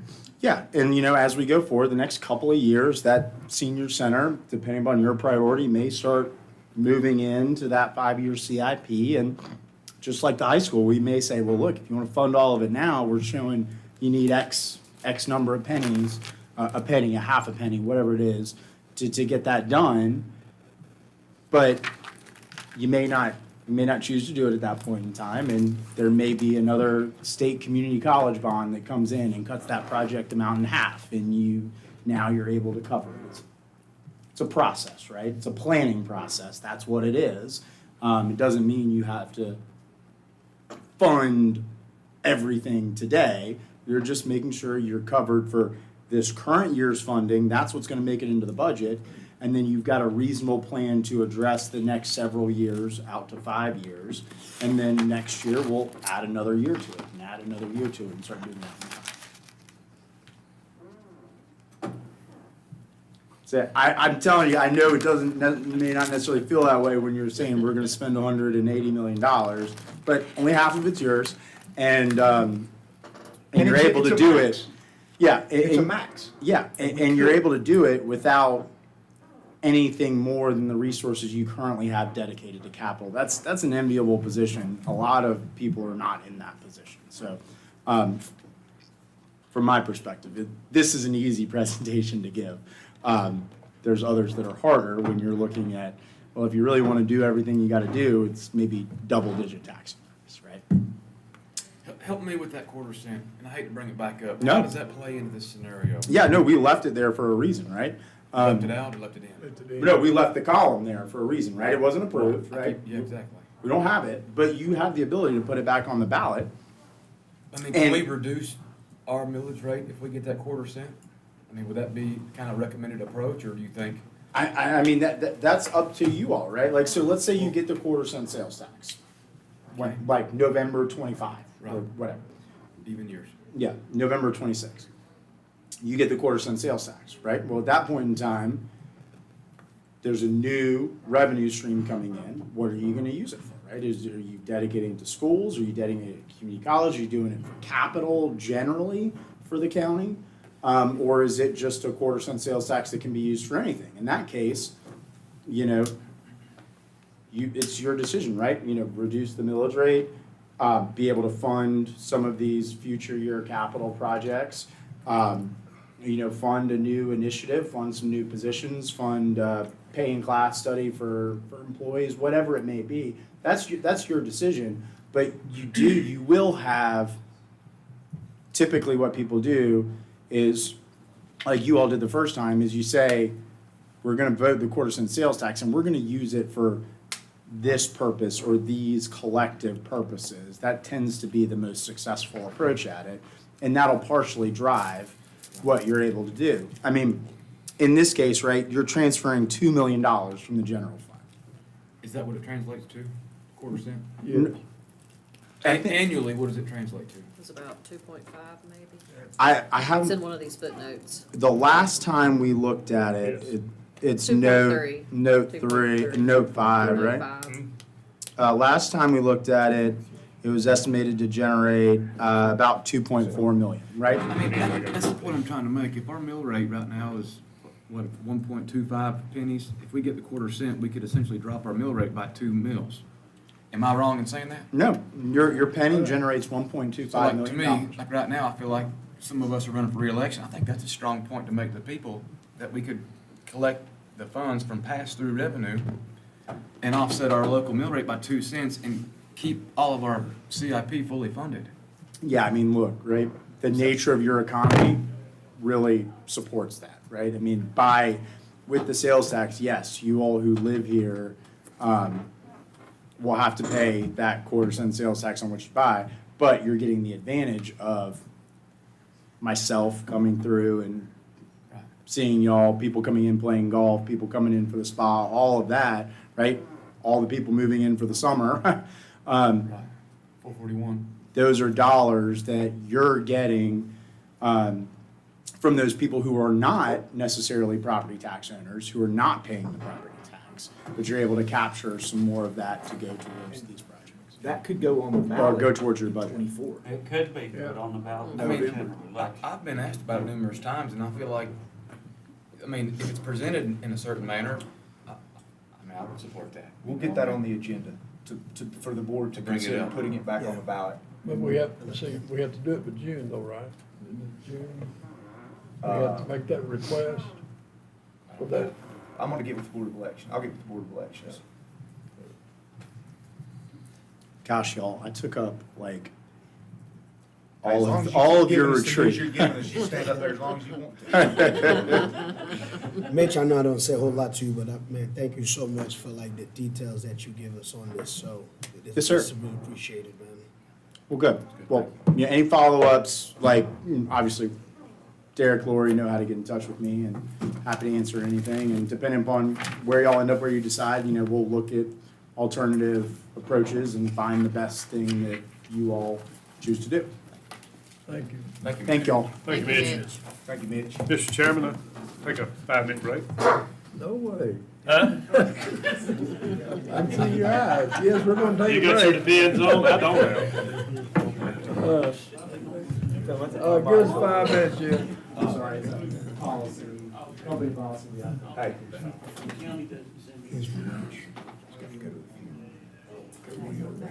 You never asked me for it, Bobby. We're going here.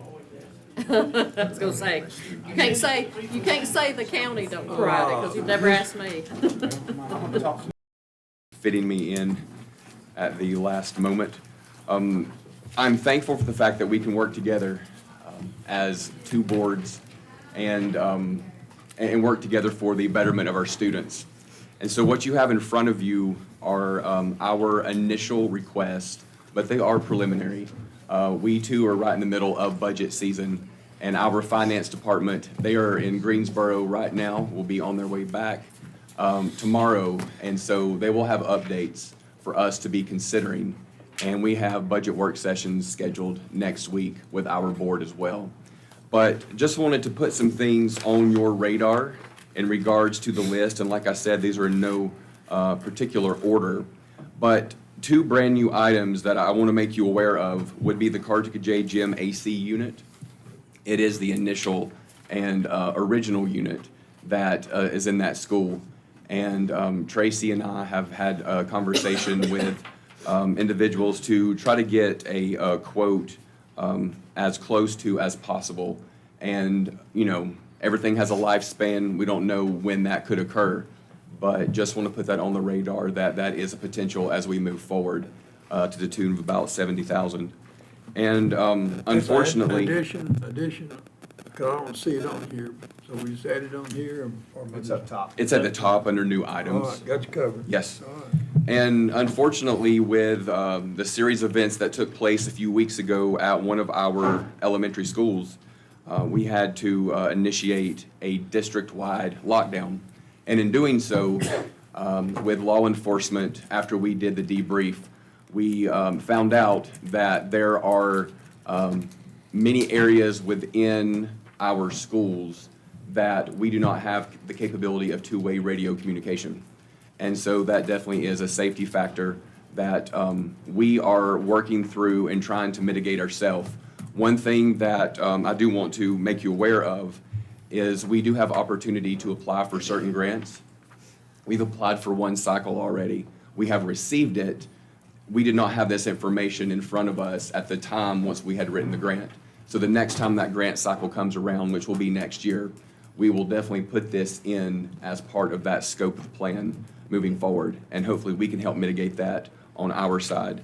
And I won't take Brent's power here, but he and I have worked together. We have talked and basically have a joint statement that we would like to share, just so we're all in the know and we can all begin to work together, maybe from a multi-disciplinary approach. But we will do everything on our end as a school system to make certain we can enhance and amplify that booster system throughout our schools as we move forward.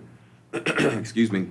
And there you'll see on the priority items for capital projects. And yes, it is a list. And I want you to know we don't just go out and drum up and try to figure out ways we can put a price tag on these projects and drum up money. But I feel as looking at these capital projects, they have been on our list for quite some time, and you all have talked about them for quite some time. And I'm appreciative of the fact because we get a great return on this investment, and it truly is an investment when we work together for the betterment of our school system because it affects our students. There you have the Franklin High School project. I'm not going to belabor that. The Highland School project is on there as well. And listening to the conversation that has been taking place, I don't feel the need to belabor that one, as well as the Macon Middle School track. If you have any questions about any of the status of any of those projects, please feel free to let me know. One thing I do want you to be made aware of is that Nantahala wastewater unit. So we have signed the agreement, the initial agreement for the $2,000 from our board in terms of Ledford and Shannon to inspect the adjacent land there near that unit. And just to give us an assessment if it is a viable piece to be able to even consider moving forward.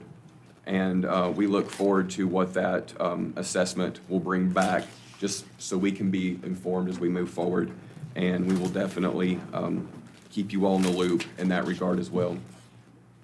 The Highland soccer field, Mr. Dilbeck has been conducting a core soil sample analysis for a year, and we are at the end of that year-long process. And so he has started to collect those core samples and begin to analyze those. And within the next month or so, he will be able to provide us a detailed report as to what his recommendations would be moving forward based upon the soil there. And then we'll hopefully have options that we can explore together.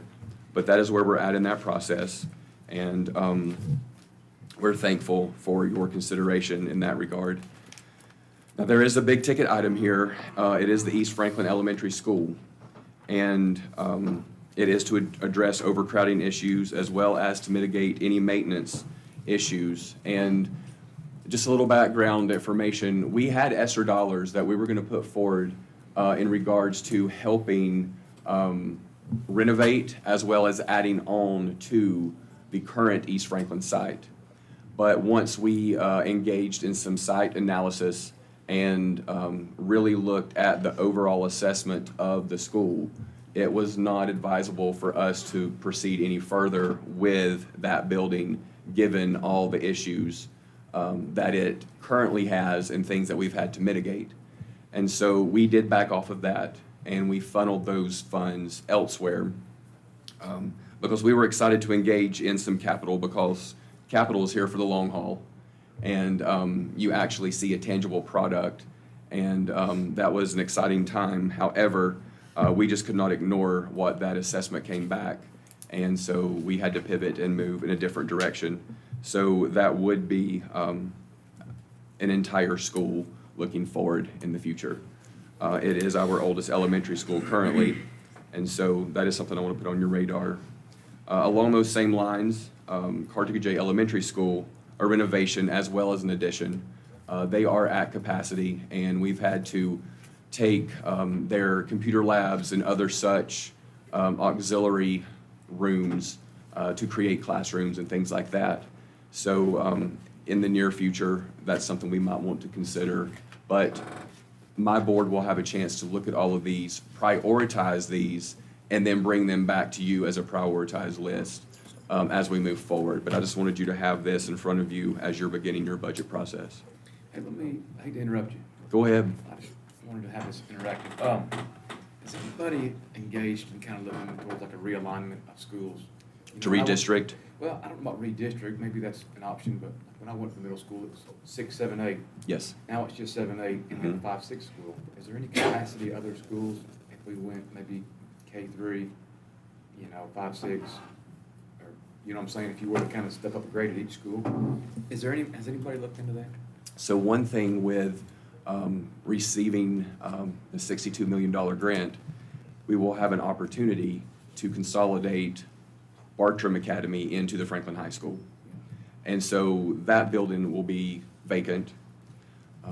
There's different options we could explore, but we could look at taking out our current pre-K classrooms, which are at Isle of Valley, South Macon, and Cartagena J, and housing just a pre-K complex at that Bartram Academy, which would free up space within Cartagena, which is definitely in need. Iola and South Macon. It's not going to help East Franklin because they don't have a pre-K. However, we could then begin to maybe look at redistricting those lines to free up space and shuffle.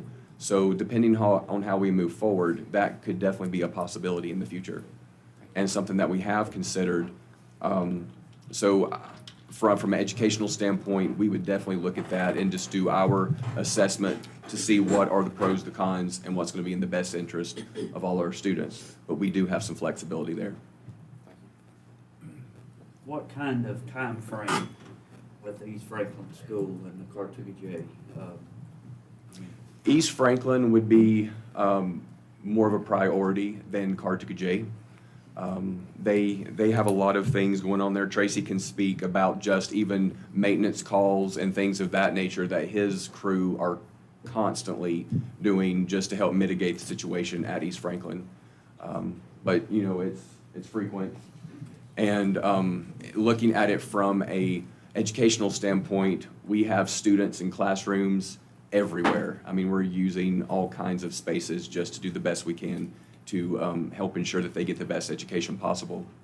So it, even just looking at it from a physical standpoint, it's in dire need much more than the Cartagena. So, you know, that would definitely be like on a 5-year plan. 5-year plan, Mhm, okay. absolutely. Within that 5-year plan, are you looking at actually doing a whole new school? From the initial assessment that we had received when we were looking at a possible addition, yes, that was the recommendation. It was pretty much at its capacity for any kind of addition, tying onto the infrastructure there and things of that nature. And so it was the recommendation that we not do anything more to that fiscal plant because it was already taxed at its capacity. Site-wise, any, like, you guys have a site for? Site, that is something that we would definitely have to consider. It would, I don't know all the ins and outs, but most likely it would be there at the current East Franklin. But, you know, how does that look in terms of building a school as well as having that school there on site currently? So that's a lot of things we would have to consider and work through. But it's something that we probably need to consider as a joint board in like the next 5 years so that we can work to have options and plans as we move forward and continue that process. What about the gym at this time? So we were able to rectify the gym floor, and I was by there, what is today, Thursday? I was by there Tuesday, and students are able to get back in the gym on Wednesday. What caused that? Tracy can speak more about it. It was a water issue with one of our There's a backflow. preventer that's in the riser room for the sprinkler system. That, I don't know what something had got into the lines, whether it come through the town or whether it was a line that had breached, and we fixed it. Anyways, Nationals got into there, clogged up the backflow preventer. Backflow preventer was pouring. We had no way of knowing because there are a drain in that room. And so some of us just went through for general maintenance and found that backflow preventer was discharging. And if by doing that, it went through and underneath the CMU wall and into the gym floor. Okay. We didn't know that because it was going underneath the gym floor. Okay, And thank by you. doing that, they had a subbase underneath the gym floor that swelled up, which caused those humps. Okay. Sorry. No, you're good. Josh, you're pretty comfortable with that 5-year, or is it something that, Tracy, I mean, do you think we're gonna get through with 5 years, with East Franklin School, or we really pressing our luck? And I know you've got a lot of big ticket items on you, but I'm just gonna tell you from my perspective, because they have ISS rooms in their administration area, which is totally, you don't necessarily do that in school systems. You know, they're up there when the public's coming in and out, they're hearing the hollering and when kids are having hard times, they're hearing all that. And that's just unfair, I think, to the kid and to those families, really. but we have major roof leaks out there. We have plumbing issues that's 1952. The main plumbing hall. That's running through the main hall that we're over there about 3 times a month on. Just lots of problems. You know, we were having those problems, and then we moved Colasaja in with that school. And so now we're having classes in room closets, and it's just, Yeah.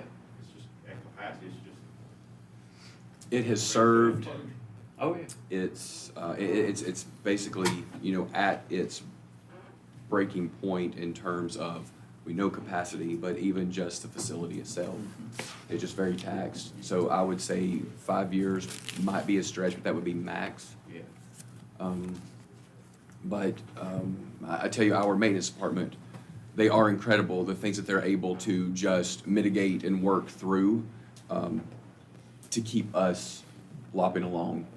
And I'm very appreciative of that, and in East Franklin, they are too. And the teachers, they understand. They're dealing with a lot, but yes, it's something that we need to consider and be looking at as a priority. There, also on your list, we have the Higdon property site plan assessment.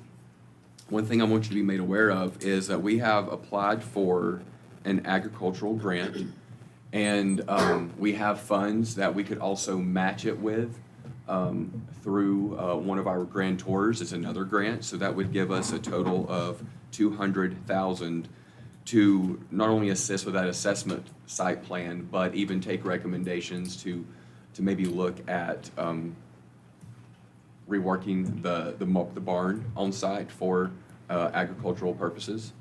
So I do want to put that out there and let you know, as a school system, we are definitely grateful for that lease and for us the opportunity to utilize it for educational purposes, if that's what comes to fruition in the near future. And that just gives us a different and another option as we're working through all of those plans of the upcoming Franklin High School. So it's great to have that as an option, and we are definitely fortunate. And then the last thing I want you all just to be made aware of would be the Macon Early College, and there are renovations there that we have tried to do some things on our own. We have replaced some locks on doors because it was an immediate safety concern. And we found that out in some of our drills that we needed to go ahead and mitigate that. And, you know, of course, they do not have a full-service cafeteria at all, but we have written a grant that would allow us to possibly put in a food service line. It's not the best approach, but it would help allow a food service for students who have food insecurity at that site as we move forward. And just looking at, you know, the priority operational items, art and music, that is a huge need that we've been able to kind of infiltrate our system with using ESSER dollars. But we all know that ESSER is sunsetting, and we are trying to approach that that area so that we can have that service throughout all of our Macon County schools for our students. And STEAM, we have a STEAM need out there as well. One of those classrooms, one of those teachers that would really help benefit just the overall program throughout the county as well. You'll see that I don't have mental health on here, and one of the reasons why, we are working with a grantor as well, and we feel very confident that that will come through. And it's a 3 to 5 year grant that would allow us to put licensed clinicians, and that is the big kicker. They have to currently have the license so that they can bill Medicaid. And so what our plan is moving forward for sustainability is we want to have the option for those service providers to bill Medicaid and have a self-sustaining program. We're modeling it after Jackson County. I've been in contact with them on how they were able to fund that throughout their school system. And they did it through a grant, and I was able to hook up with those grantors and brought them in, and they are very excited to partner alongside us. Now, of course, we haven't been awarded yet, but it looks very promising, and that would be very beneficial as we move forward, because these are licensed clinicians, which is what we desperately need to help with mental health. Is that what we would call a trauma They Counselor? are trauma enforced, trauma counselors, absolutely. Okay. The people out there that involved in that, or do we have, are we growing our own, or what? We are. We do have 4 individuals right now who will actually be able to come out of their current roles and just be a licensed clinician within our school system. Some of those are paid by ESSER, so we can transfer those into that grant position. And then within that grant, we can hire on 3 others just for sustainability and to have more widespread coverage throughout the district. So initially, it looks like we will have up to 7 individuals who are licensed clinicians within our school system, as well as a lead clinician who will be able to, they have to provide hours of training, and so the hours of training is very costly, and so individuals have to pay that out of pocket. So that would be an attractant and a way that we could attract individuals who have started that process into the district. They wouldn't have to pay for their hours. Hours would be supplied for them as they're seeing students in caseloads and working through those mental health type arenas with our lead. So it would be all built in and be more self-sustaining moving forward. And you would focus on 4, 6, 4, 7 schools, or where would these, are you earmarking, not your K-3, but your 4, 6, I mean 5, 6, and 7, 8, or how do you? We would need to have a smattering throughout based upon the need. And so once we're able to get that into place, some sites may be sharing resources until we can get one in each of our sites. And using Jackson County's model, it takes about 3 to 5 years to get it fully built to where it's self-sustaining and you can have that within each of your schools. And so that is our end goal, that we would like to have all 11 sites with a clinician. So can we turn the page on the sewer gas at the middle school? I believe so, Josh, I was there this morning, and we put in about 3 or 4 months ago, we put in a radon fan in line to the vent system going to the outside. And I went by this morning, and my nose has always been the lunch ladies. And they've always reported this to me for 20 years. And I went by there this morning, and since she said, I don't know what y'all done, but she said for the past few months, we've not smelled that. So, obviously, the breach is in the wall somewhere, but we've taken care of it. That's a good fix. Yeah, that's good. And our meters are not picking up on anything at all, and we run those Is there, periodically. you know, like hardwired meters you can install, kind of like a carbon monoxide detector you put in there, or do you have to actually go by there and wave a, I've got just a handheld one. I don't know if they make one that you can. but I guess you smell it first, right? It's the Yeah. earliest detection. But we can look into that. And actually, if you smell it, it's, a lot of times when you smell it, it will not show up on that meter. Okay. You know what I'm saying? It's not as. You wouldn't think of like a, yeah, you think it'd be a really high reading. Josh, this amplifier booster, is that what is missing from the new locker room facility at the, that will not permit a CO for Yes. that? So this is what we're talking about, and this is in no schools at all in Macon County. Correct. It just became code 4 or 5 years ago. Right. So that, Crystal Cheryl, if you look at that green folder, yeah, there's actually where Teleco Communications came out and mapped out that new field house, if you will, and it shows you what paths will fail.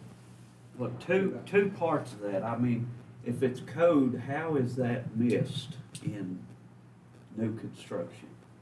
Who, I mean, It's my understanding it's anything over 5,000 square feet. right, it's over, But not residential, commercial, right. I believe. But if it's code, somebody had to have missed installing this in that. In that new field house. In that new building. And I don't know moving forward how, ultimately, it's the taxpayers that have to eat this. But how do we, prevent this from happening in the future. But it seems to me like, I mean, this is something that needs to, especially that new structure, this needs to be moved on ASAP, whether the other ones we can talk about, but this one particular building, it needs to be, that system needs to be installed so we can get that completion. We are moving on that currently. Legal counsel and myself have a meeting set up with our building contractor as well as our architect Okay. next week. Okay. And we're trying to, as you have stated, that's something that should not have been missed. And we're trying to resolve that. Okay. And I mean, I don't feel like this really is a capital planning item. I would consider that an emergency. I feel like Yes. those schools need to have communications right now. Absolutely. So I feel like that's something that needs to be happening right away. And also, I just want to make sure each school has its own independent SRO on site, I mean, while kids are there. So I feel like there is, but I just want to make sure that, you know, that We was a appreciate that. pretty scary. Absolutely. Pretty scary incident. Commissioner Young, however, I have one that's battling cancer right now. I have one that just had, shoulder surgery. So we're spread thin, but the schools are covered.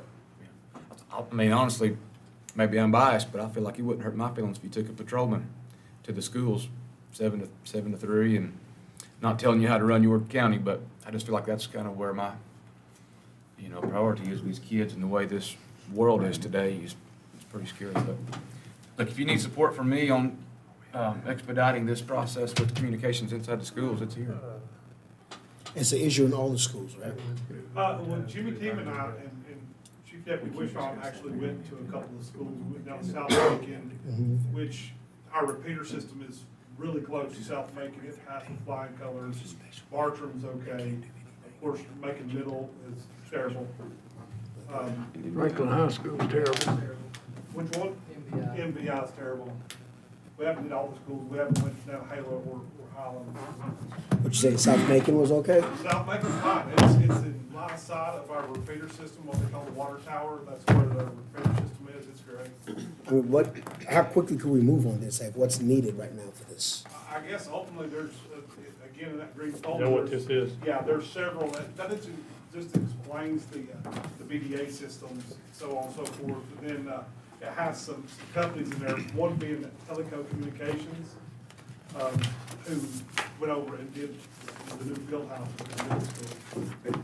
And Jack can, since when we uncovered this, part of when we reached out to the company, when Jack was working with this company to come in and evaluate this, we had discussions with Warren and went ahead and we're gonna get a quote, while we're doing this quote for the locker room one, for the new building, we're gonna go ahead and see if they can do something with that would cover middle school and MVI right now. There may be a To get booster or that, something yeah, on yeah. the amplifier. Have you got any info on that, Jack? To schools with telco representatives this morning, they're engineers, so they're gonna get back with a proposal on that. In the locker building, they say that we could put an amplifier in it that also could just tap into the middle grade school, which would cut the cost of covering the middle grade school. Is that coming off the tower that we put up there a few years ago, off the tower that shoots into the middle school and piece of it goes into Franklin High School? That tower, is that, trying to think the name there, where it It's, was. one of those BDAs are bi-directional amplifiers. How they work is beyond me. Yeah. That's above my pay grade. I'm apparently new to this. We should have something on at least that complex on Wells Grove Road ASAP. Okay. So maybe by the commission meeting? Jack, you think maybe by the 13th? I hope so. Okay, We'll try our hardest. thank you.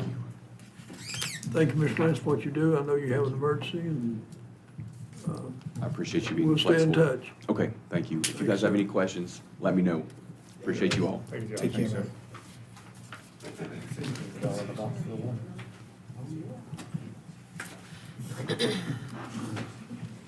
Yes. That's kind. Thanks for letting us move around there a little bit. Oh, Good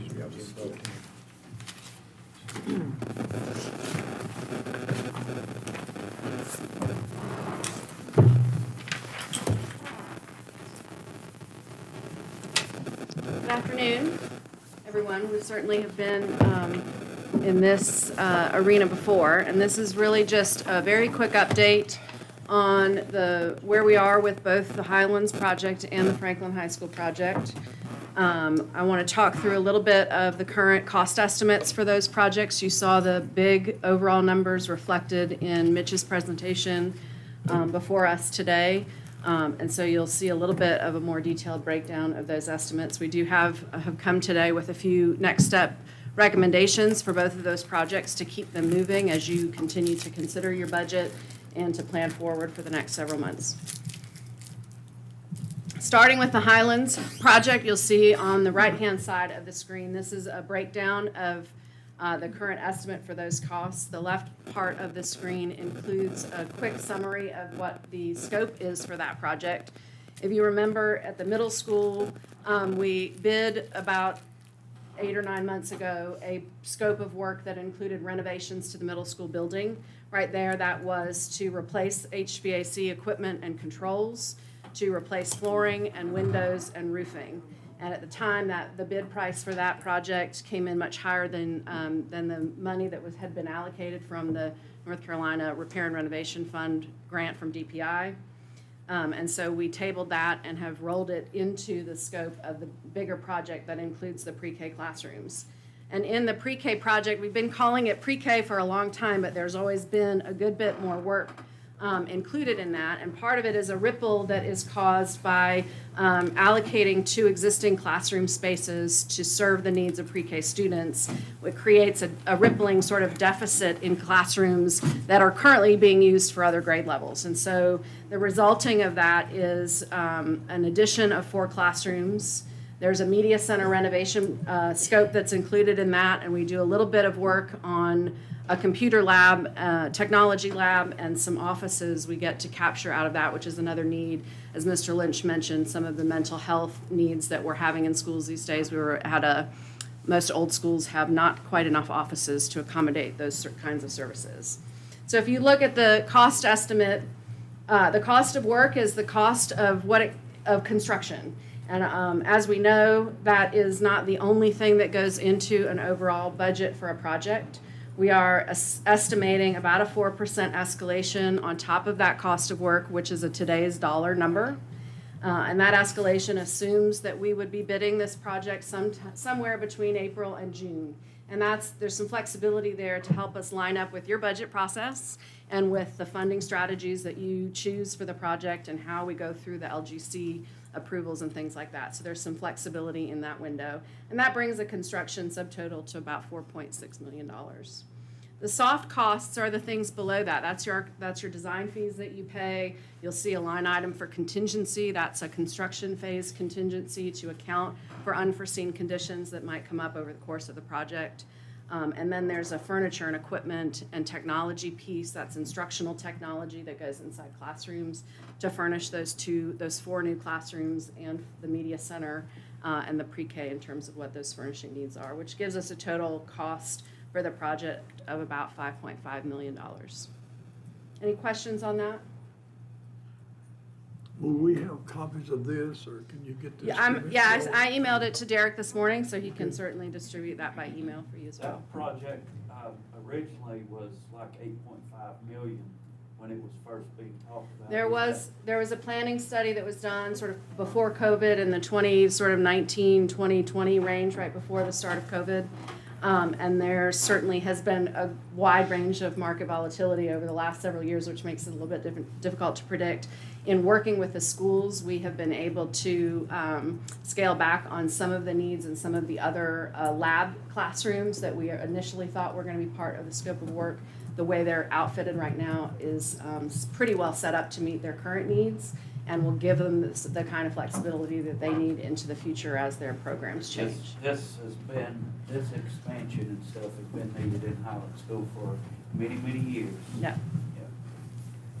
We'll And this get is there. really, these 4 classrooms are probably the last best opportunity to expand at Highlands campus with new classroom space. And so this really captures sort of the last best spot on the campus with the current constraints that you have to expand your capacity out there.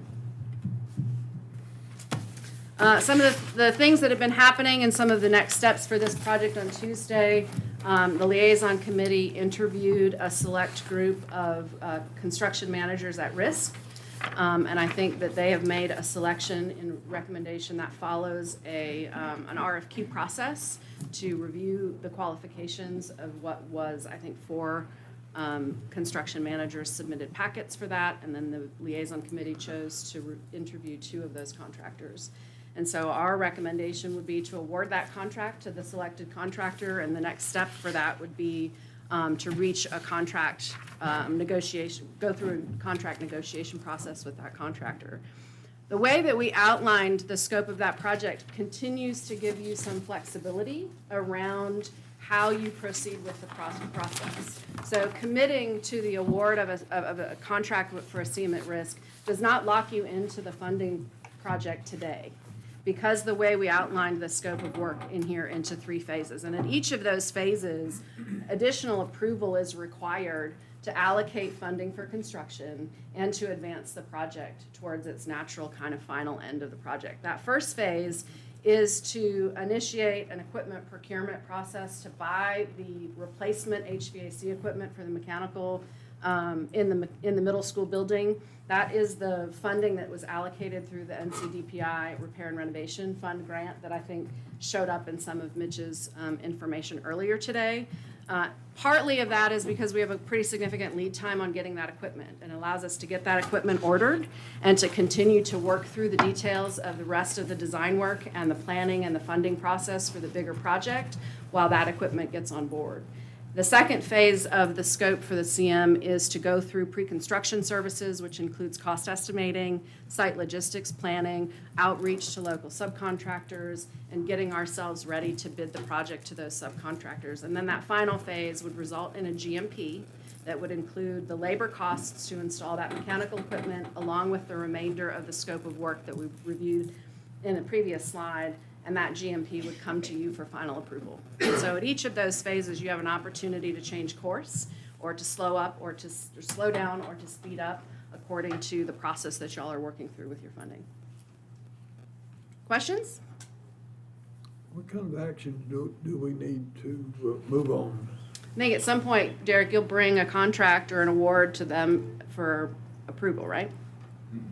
Will that be next Tuesday, 13th? I think the action we would need here today is to authorize contract negotiations with Vinoy Construction for the Highlands Pre-K project. That was the firm that was selected following the RFQ process. So pertaining to this project, action coming out of this meeting today, that's what you'll need to do. And that's for the county to enter into it, or school board? That will be the county.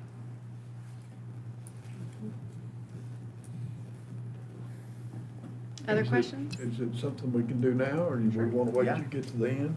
You can do it whenever you want to. Can I have a motion? So at this point, we're wanting to vote on awarding, who was the company? So, Vinoy. I mean, just a brief update on the liaison meeting we had. We had a lot of discussion about design bid build and CM at risk. And I believe this will be our county's first project, CM at risk. Is that right, Mr. Manager? Ms. Lauren? And after probably 25, 30 minutes of heavy discussion, I feel comfortable myself. I feel like they have a really strong local outreach program that's really going to try to drum up a lot of local business. And really had a lot of conversation that personally I feel really good about.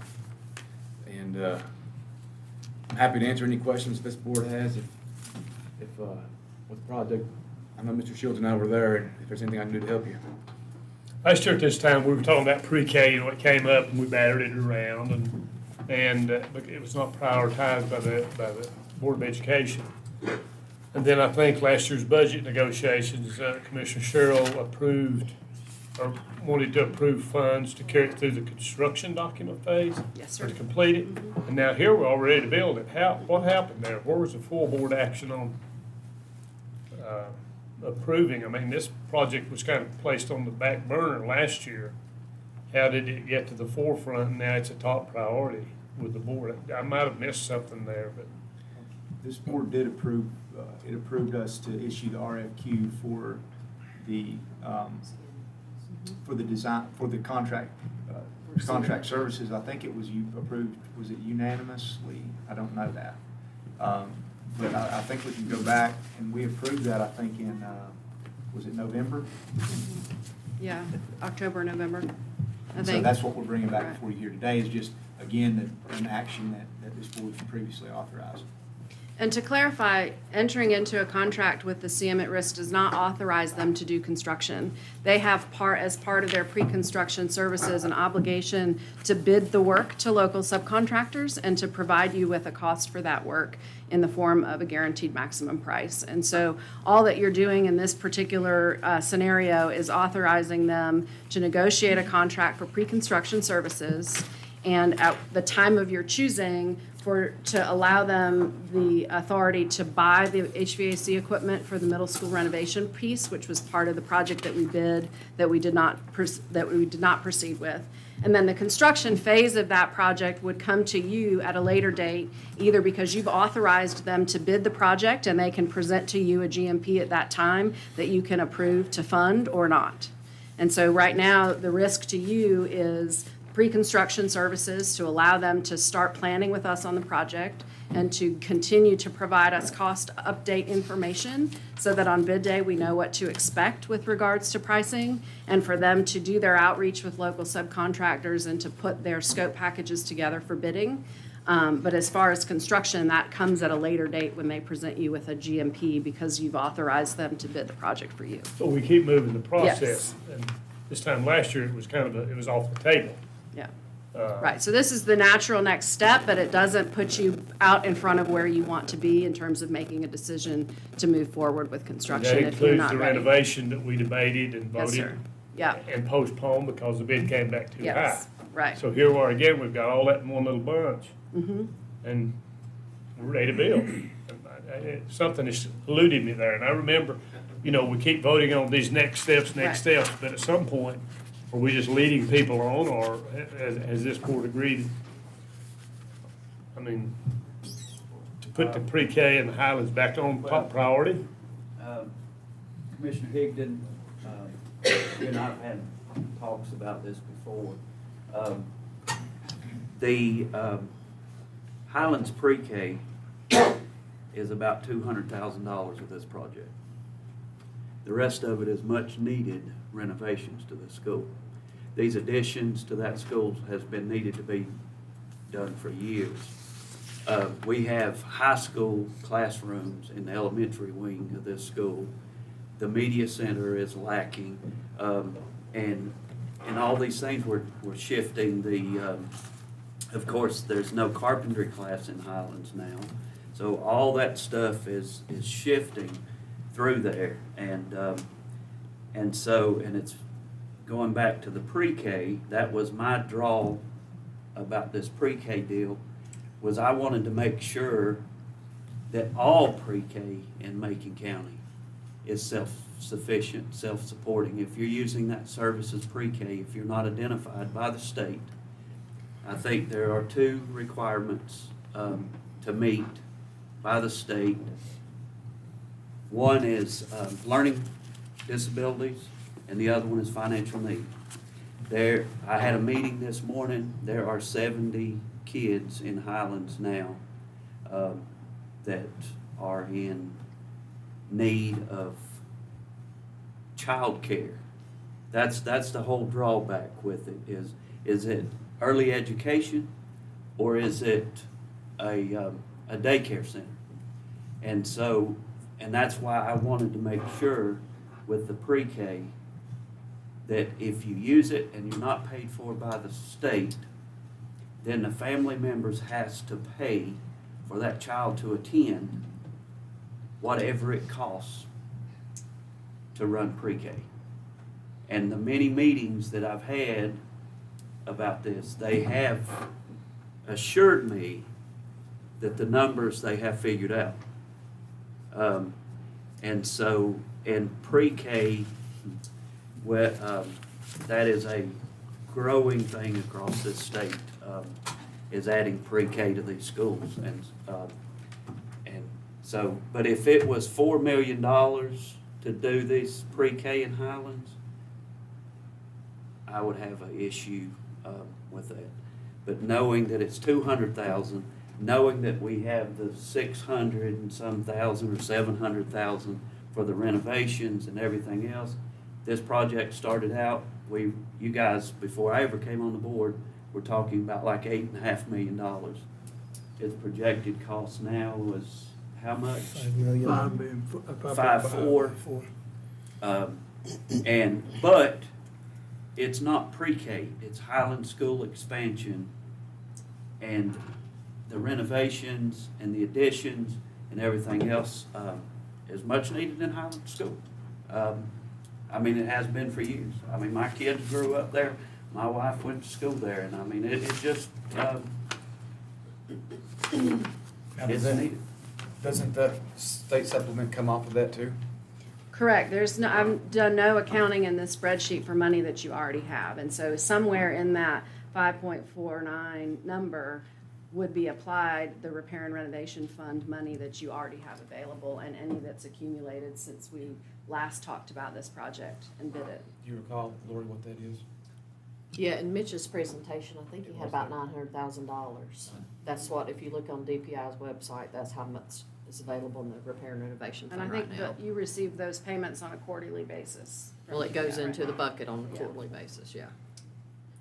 Mr. I don't know, Chairman? that's something we'll have to check into, like, will we have to modify the application? Because of course, initially, we didn't ask for that much. We Right, asked and for I a lower think- amount. Yeah, and I don't know the answer to that. So that's Yeah. something I'll have to check into, but just, Emily, to clarify, so if the board takes the action to, award a contract to Vanoy, am I pronouncing that correctly? To be the CM at risk on this project, that involves no money right now, correct? There will be whatever you all negotiate for their pre-construction services fees, and those are negotiated a lot of different ways. Those contractors, it would be a similar process to what you go through when you hire an architect and you negotiate those Okay. fees. And it's sometimes based on some percentage or some clearly identified scope of work. So we would have to bring those fee negotiations back to the board to make sure we have money allocated. Yeah. Right now, all I have allocated is the initial 63,000 some odd dollars that which was for design. And Right, part of and that's I- your fees, yeah, and and- that's on Yep. just the Highlands renovations piece. Right. And of course, there's fees allocated for the Pre-K piece. Highlands pre-K Right, which is piece. this- not just pre-K. But so, Yes. but of course, the funds allocated for the Highlands middle school edition pre-K thing are already earmarked. There's no excess funds. And so, anyway, I just Right. want to make sure I'm understanding the process here. Like, we can award the CM at risk to Vanoy, negotiate for pre-construction, but I think we're going to have to take additional action at a future board meeting to appropriate funds and approve whatever that fee is. Right. And you would do the same, you would follow that same process for both the equipment procurement step and the construction Okay. GMP. So they will come back to you with a GMP for both of those things that says this is the value of that based on the public bidding process that they go through with subcontractors. And then you will, at that point, authorize them to buy that equipment or to proceed with construction based on that GMP amount. Yeah, and keep in mind, the way we're going about this, you know, and of course, you're the board, you're the ultimate decision maker. But if you noticed in the presentation from Davenport, you know, Mitch with Davenport, we're contemplating one loan for the high school plus the money for this Right. project. You know, Right. you don't want to go to the market twice, you know. Just want to do one loan encompassing both projects. So you got to keep that in mind as we move along. And of course, if it amounts, some of this, like the HVAC, should be able to cover it under the repair and renovation fund. You know, so just keep that in mind as we move along, you know, that the ultimate goal, and we'll be, of course, talking to you in future dates about how we're gonna line up all this financing and a plan of finance, et cetera. But I just want to kind of throw that out there, that for y'all to be thinking about that as well, as we move along. So how far are we away from everything with this bulk loan? I mean, we're talking about. I mean, Bond we're- sale in July is what we're aiming for, to have funds on hand by August 1 to start the high school. Now, this one might have been a month sooner construction, I can't recall.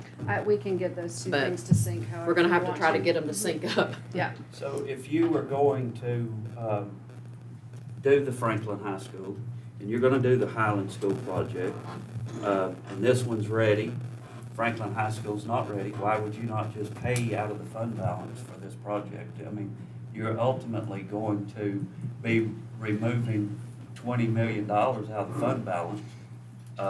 So why not pay for that? Yeah, And we've it's- contemplated so- that, but going back to what Mitch said, we can borrow money at 3.5 and we can earn 5.25. Right, I understand, but it's So- still pulling $20 million out of it any way you look at it. It is. So, but, okay, so if they're awarded, if a motion is made that they're the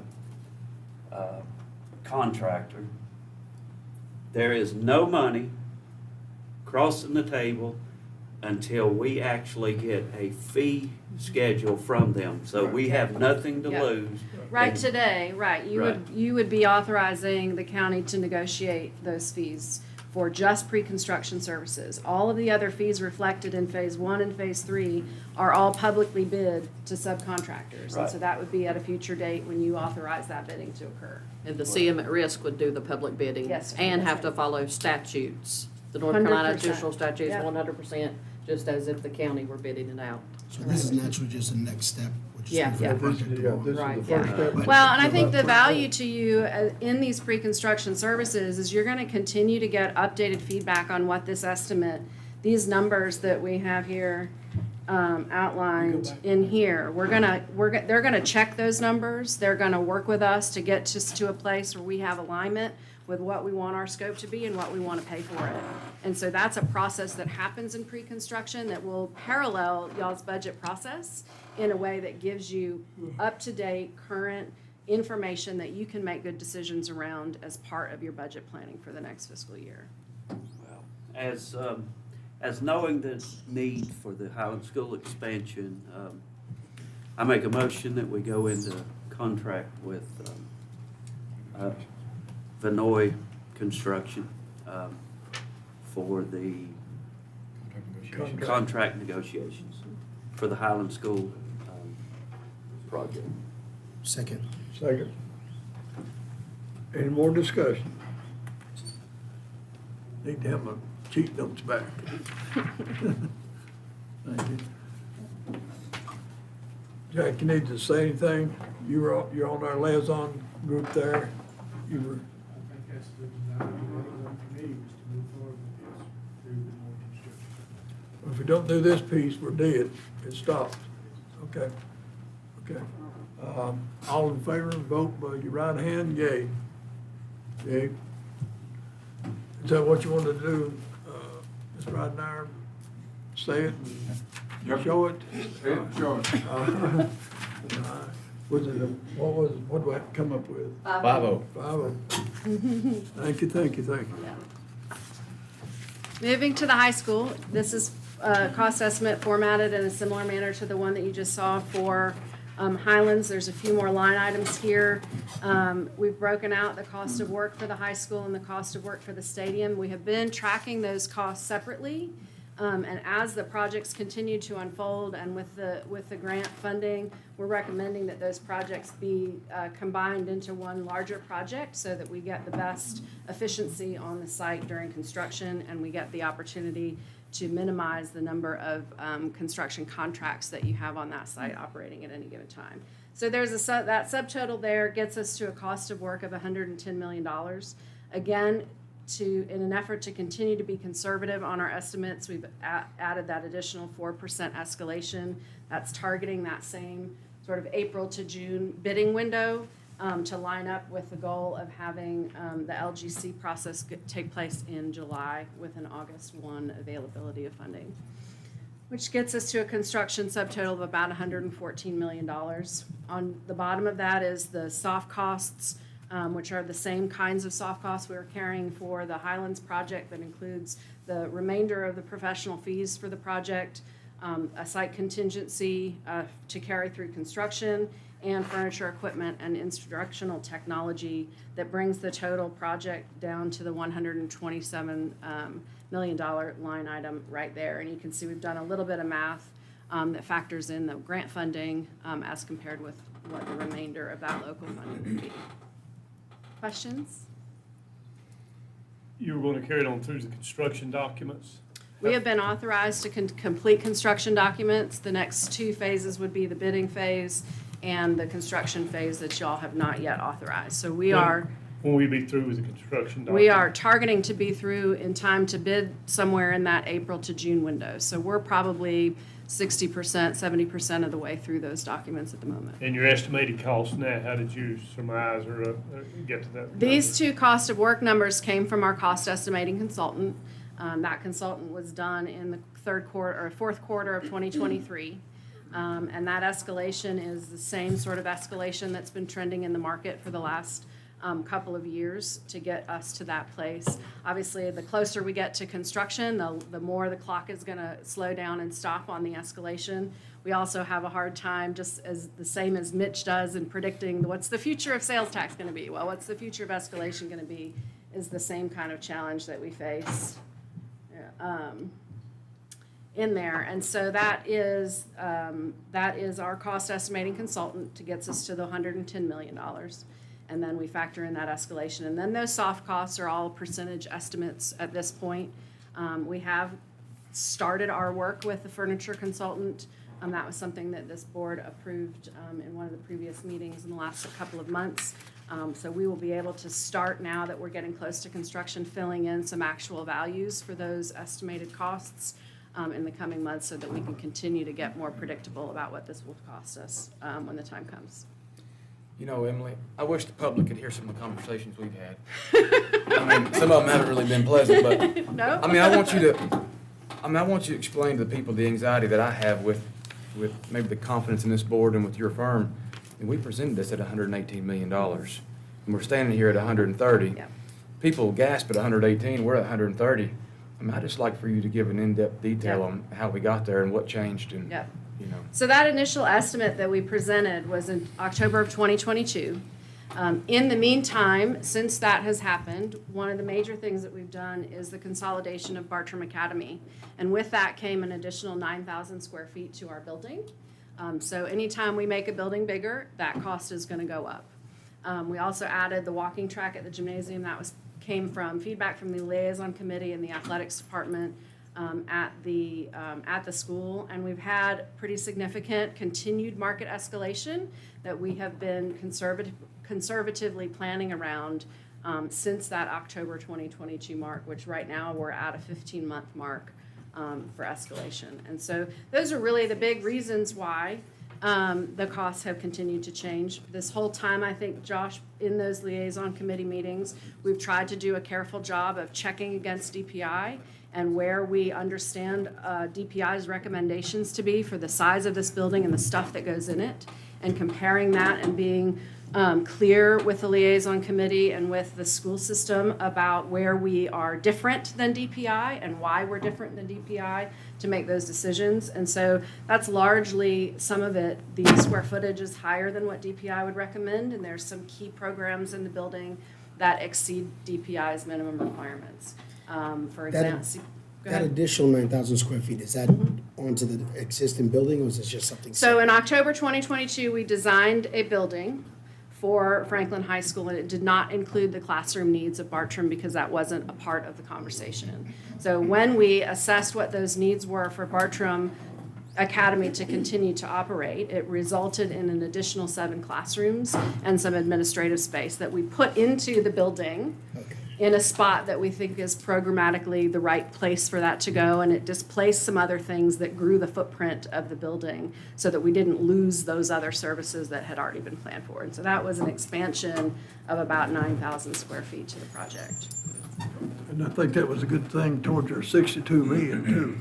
I think that was certainly one of those things that, that DPI had been communicating was a priority for them in terms of consolidation. I also think some really great things came out of that with the school system in reimagining what the Bartram Academy could be in this context and the services that are available to students. So I think all around, that's a real success story in terms of how consolidation works in the district, and so that is a value. The lady, the superintendent, she started off her conversation that day with the compliments about the CTE program, and what we were doing Yep. there. And that's another place where this program at Franklin High School exceeds the DPI minimum recommendations for CTE programming. We have a lot deeper course load of offerings for Franklin students that results in additional space in classrooms. And most of those programs are currently programs that are offered, but are being offered in such a way that either limits their ability to offer the right kind of certifications to students because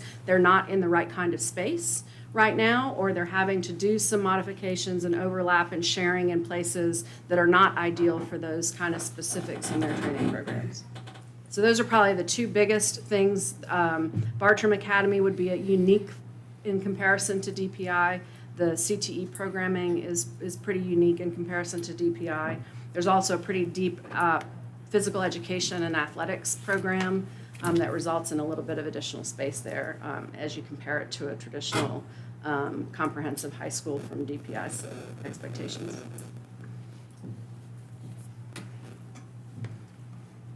Other questions about that? Really, there's only two sort of next steps for us. We're going to continue to complete our construction documents, which is what you've sort of tasked us with doing. That is a little bit of coordinating with the work that we've been doing on the stadium component of the project that's been running parallel to the high school. We're doing a little bit of work to consolidate those two things a little bit more clearly. And then our next recommendation, which we discussed also with the liaison committee, would be to initiate a process for selection of a CM at risk for the high school project. And it become sort of as our recommendation that that is the best delivery method for this particular project, very similar to the value that you would get from the Highlands project.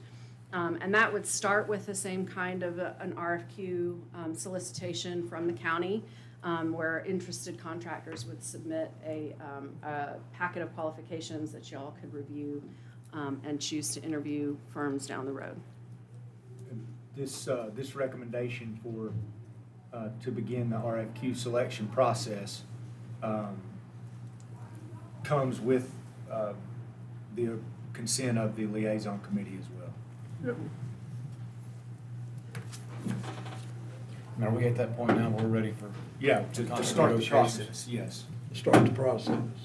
I think so. The more time a contractor has with this project before we're ready to bid it, the better the value is to you as an owner in looking for opportunities for cost savings. Site logistics are going to be very detailed on this campus because we're working with an existing high school operation, and there's some overlapping and transitional phasing that's happening that we need to really be able to plan through. So I think the more time we give a contractor, with our documents and with the scope of the project before they bid it to subcontractors, the better value you get as an owner, and the better outcome the project will be in the long run. I know the community got to see the renderings that were designed pre-Bartram Academy. Well, the stuff that we presented in the fall at the community meeting had Bartram in it. Okay. Yeah. So that community meeting that was October of '23 all had the Bartram program incorporated into that. So this is kind of running concurrent with Highlands, this project? yes. More or less with RFQ. And when will your documents be ready for review to a contractor? Well, in a Is that CM July? at risk delivery method, that review is ongoing, and so they could come and look at our documents today in terms of their work in progress.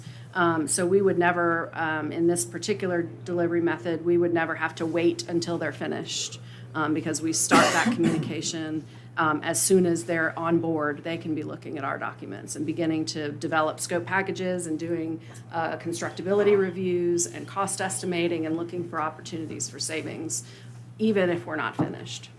So the CM at risk needs to be decided today pertaining to Franklin High School, new Franklin High School. I think it is in the best interest of the project for you to authorize the RFQ process for a CM, that we would begin to make that decision and determination on who that would be.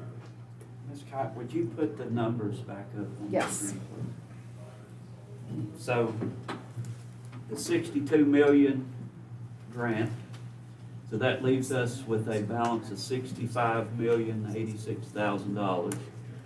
If, just say for instance, what'd you say we're thinking about the fund balance, 20 million, what did he present? The 20 million from fund balance. Okay. These numbers match his numbers. Okay, so just say 5 million went to the Highlands, so we're down to $50 million to fund this new high school as proposed.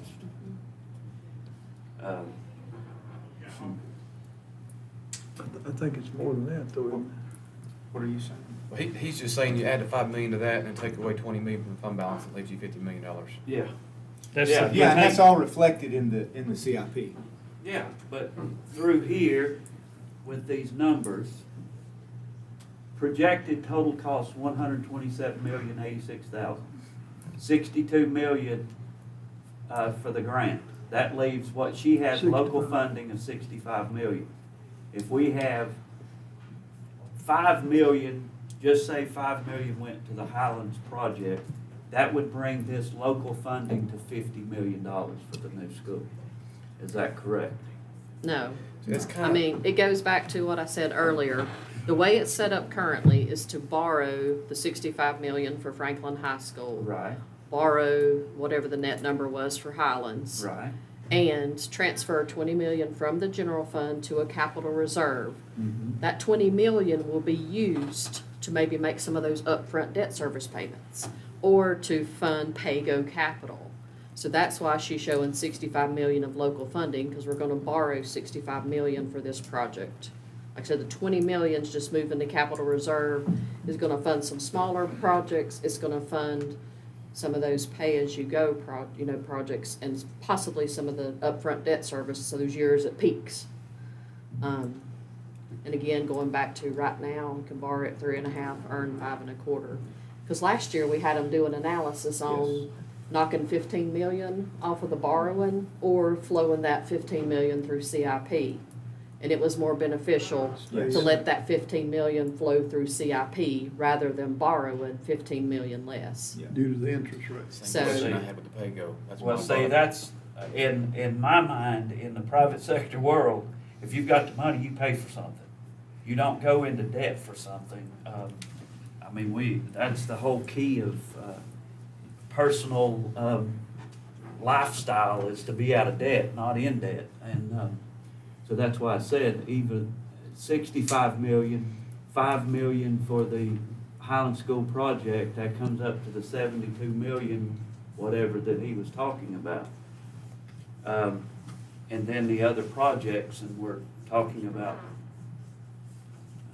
$90 million to borrow, and then, I'm confused. But anyways, it don't take much. No, It No, just, we're borrowing right over 70. Yeah. All right, let's move on, let's do what we need to do. This time, are you done? I'm sorry. So, a quick question for you, Emily. So, if the board says, yes, we want to do CM at risk for Franklin High School, I don't have the timeline in front of me, but I imagine we'd want to get it advertised, solicit, request for qualifications as soon as possible. And probably, should we aim for the March board meeting to bring back an award of a CM? Ideally, I think that's what fits in the timeline if we Okay. start today. And we've got, I can help you with the RFQ, document like Yeah, we did for Highlands. we've got the one on Highlands, Yeah, we just need the to scope to update the dump scope. in. Yeah, and we can When- put together a timeline that would I would factor in like time if you want to interview Yeah. contractors like we did for Highlands. We'll just have to take a look Yeah. at that, but I was trying to think out, we only meet once a month, and of Yep. course, we can call special meetings, but, I think it Um, works out to try to hit the March This meeting. March I meeting. think that's a realistic timeline. and for hopefully that gives process. us enough time. Yeah, if we can get it out on the street quickly. Yeah. We can, yeah. I feel like the real issue here isn't necessarily funding. Oh, We're not there right now. This is more or less, are we doing a pay-go or are we doing a CM at risk? That's the issue here. And I just want to make sure this board's fully aware of what the difference is with the pay-go contracting and the CM at risk and the GMP. That was what I had the biggest problem with. And essentially, they hand us a GMP, a guaranteed maximum price. That's it. And all the estimates that come in are transparent, and the contractor more or less just marks a percentage on top of that. And it's not a turnkey estimate like what we would see in the private sector. So it's kind of different compared to what, You get the best price transparency for what every single thing in your building costs with a CM at risk. And you get far less risk for the accumulation of change orders and things that happen in a hard bid situation where your contractor didn't get the time that they need to spend with the documents before putting that bid together, and someone missed something, or the documents didn't accurately cover something, or something like that. There's far less risk of that in a CM at risk project because that's all better coordinated and people have more time with the project before the numbers go together. And you get a significant amount more cost transparency because you're gonna see the three bidders who bid roofing and who those three bidders are and what their costs are. And then all of those smaller scopes of subcontractor prices are fully transparent and they go together to make up that GMP number. And every single one of those scopes are publicly bid in accordance with the general statute, so you get to hear them read out loud and know exactly who the subs are and exactly what their costs are. I thought the involvement of local subs was another thing that stood out to me about the CM at risk process. Yeah. Seemed like it was a more geared toward involving local subcontractors. Yes, and even those subs that might be too small to handle a full scope by themselves on a project the size of Franklin, those CMs can work with bigger subcontractors and partner them with smaller local subcontractors to balance the work so that everybody can be successful. So if a smaller contractor is eager to participate but can't do the whole thing by themselves in a particular scope, they can work on those relationships and partner those scopes in such a way that can maximize the local participation. I think another thing that influenced me on the CM at risk was the project 100% finished on time. Yeah. I think that was a selling point for me. 100% finish on time. Yeah, that particular contractor's got a really high success rate, but most of the CM projects that we do finish on time and on the GMP that they have established. The only time the GMP changes is if the scope of the project changes. So at some point, if the owner says, well, we don't really want this flooring, we want a different kind of flooring, or we want to upgrade the roof to something else that wasn't in the GMP, then you would pay the difference because the scope of the work changed. But if the scope doesn't change, the GMP doesn't change. Well, this next comment's probably going to not be the most popular thing that I've got to say, but a lot of things that I say is not. But through this process, and I know Commissioner Young and I have had a lot of conversations about this new school. I know y'all have done a lot of work on this project. And getting through to the $62 million grant. In fact, I got a call coming in here. Chairman Shields Yes, sir. has convinced me that Franklin High School is obsolete for the new curriculum. He's convinced me of that. So the current school is not able to handle that, just like the old hospital versus the new hospital. The new hospital, it's for all the new technology.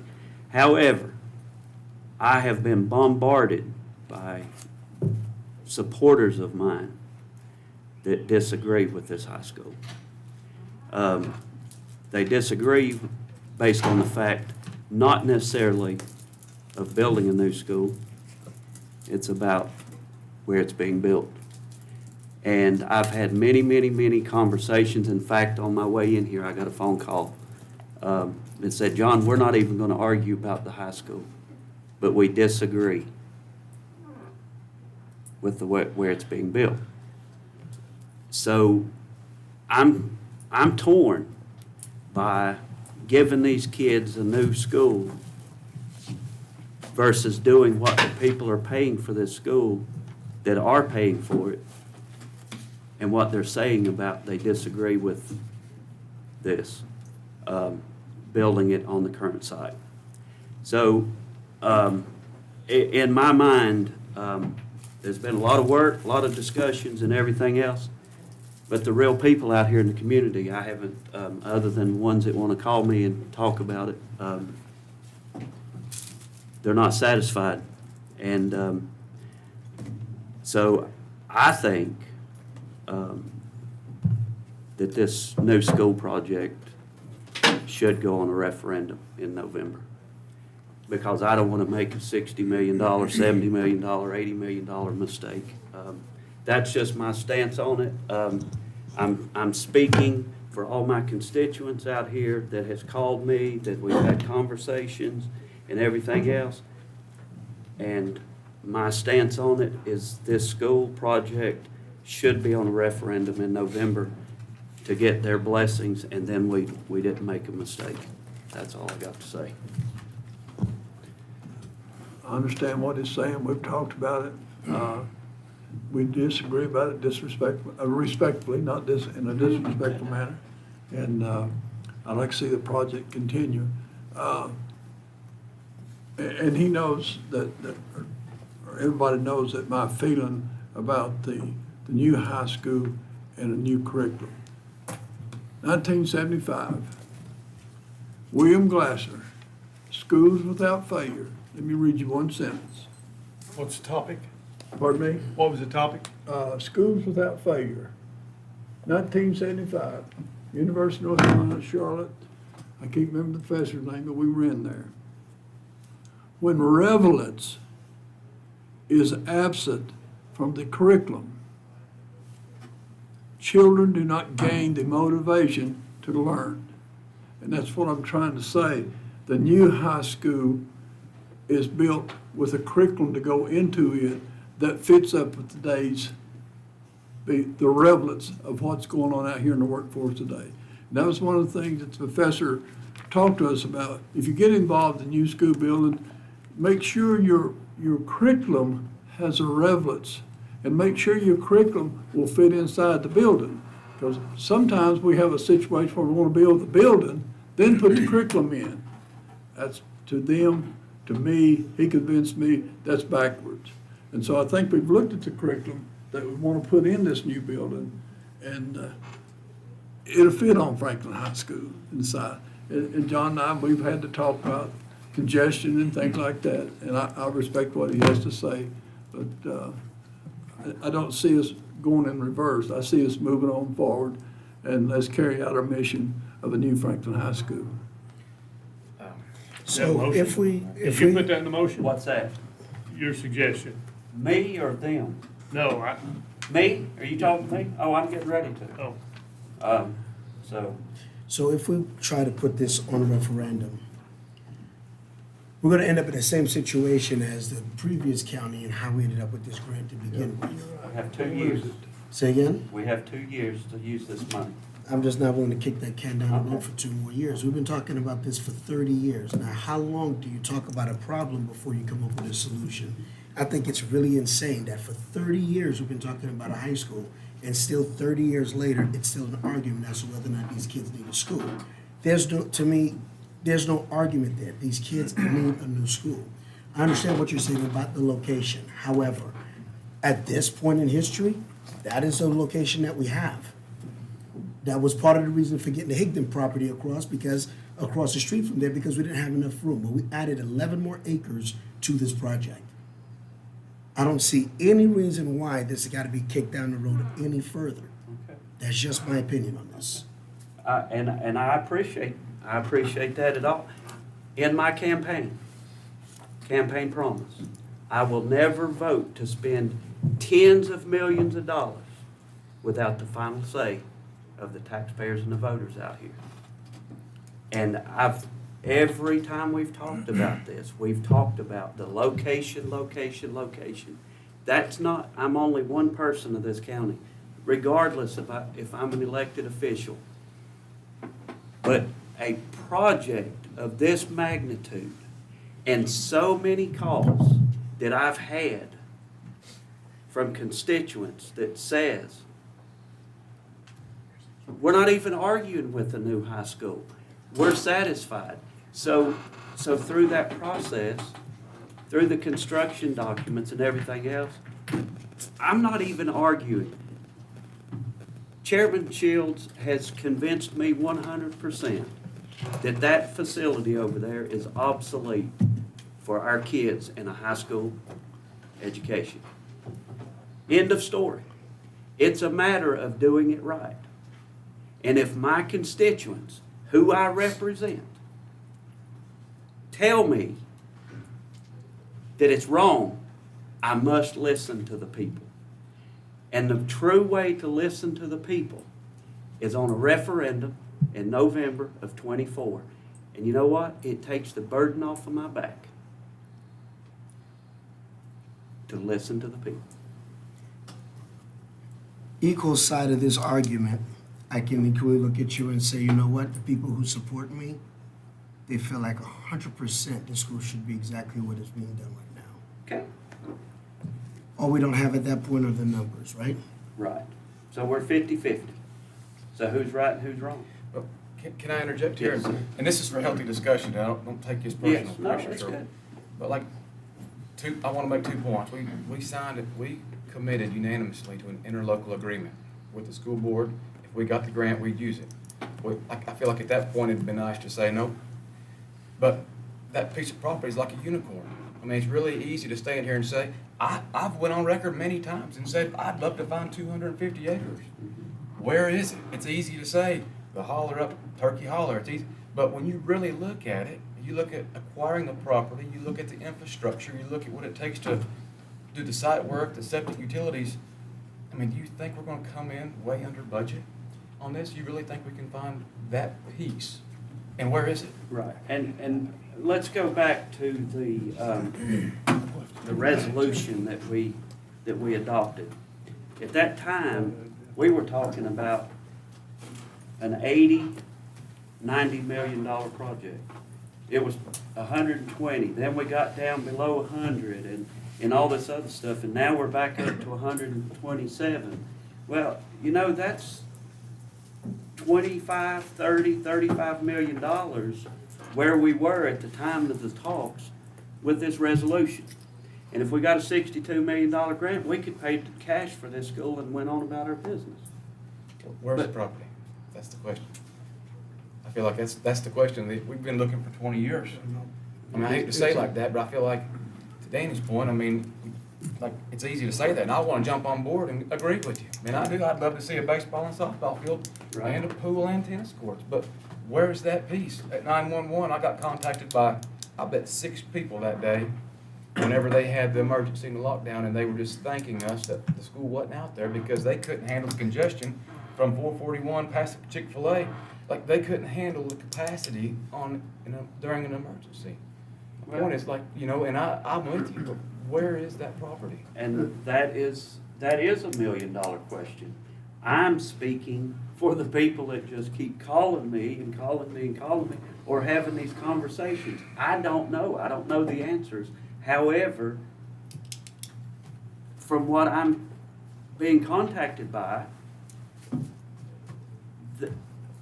they have a right to be heard. And just like with what you're saying, they all have a right to be heard. It's been presented to us, this board and everybody in the community, of the financials and everything. It's not about the financials. It's about people being satisfied by this project. And the only true way to do that is to have them vote on it in November.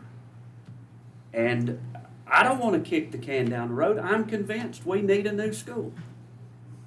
But I'm not going to go against the people that support me and their wishes. And I know what I'm being talked about. My folks in Highlands, absolutely, if Franklin needs a new high school, let's build them one. I don't know of anybody up there that has talked to me about denying the fact of a high school in Franklin. I agree. Okay? End of story. I'm not against it.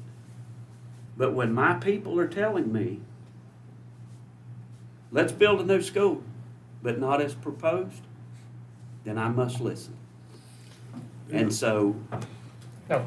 no, and so, Mr. Chairman, at this time, I'd like to make a motion that the new Franklin High School project be put on a referendum in the November general election.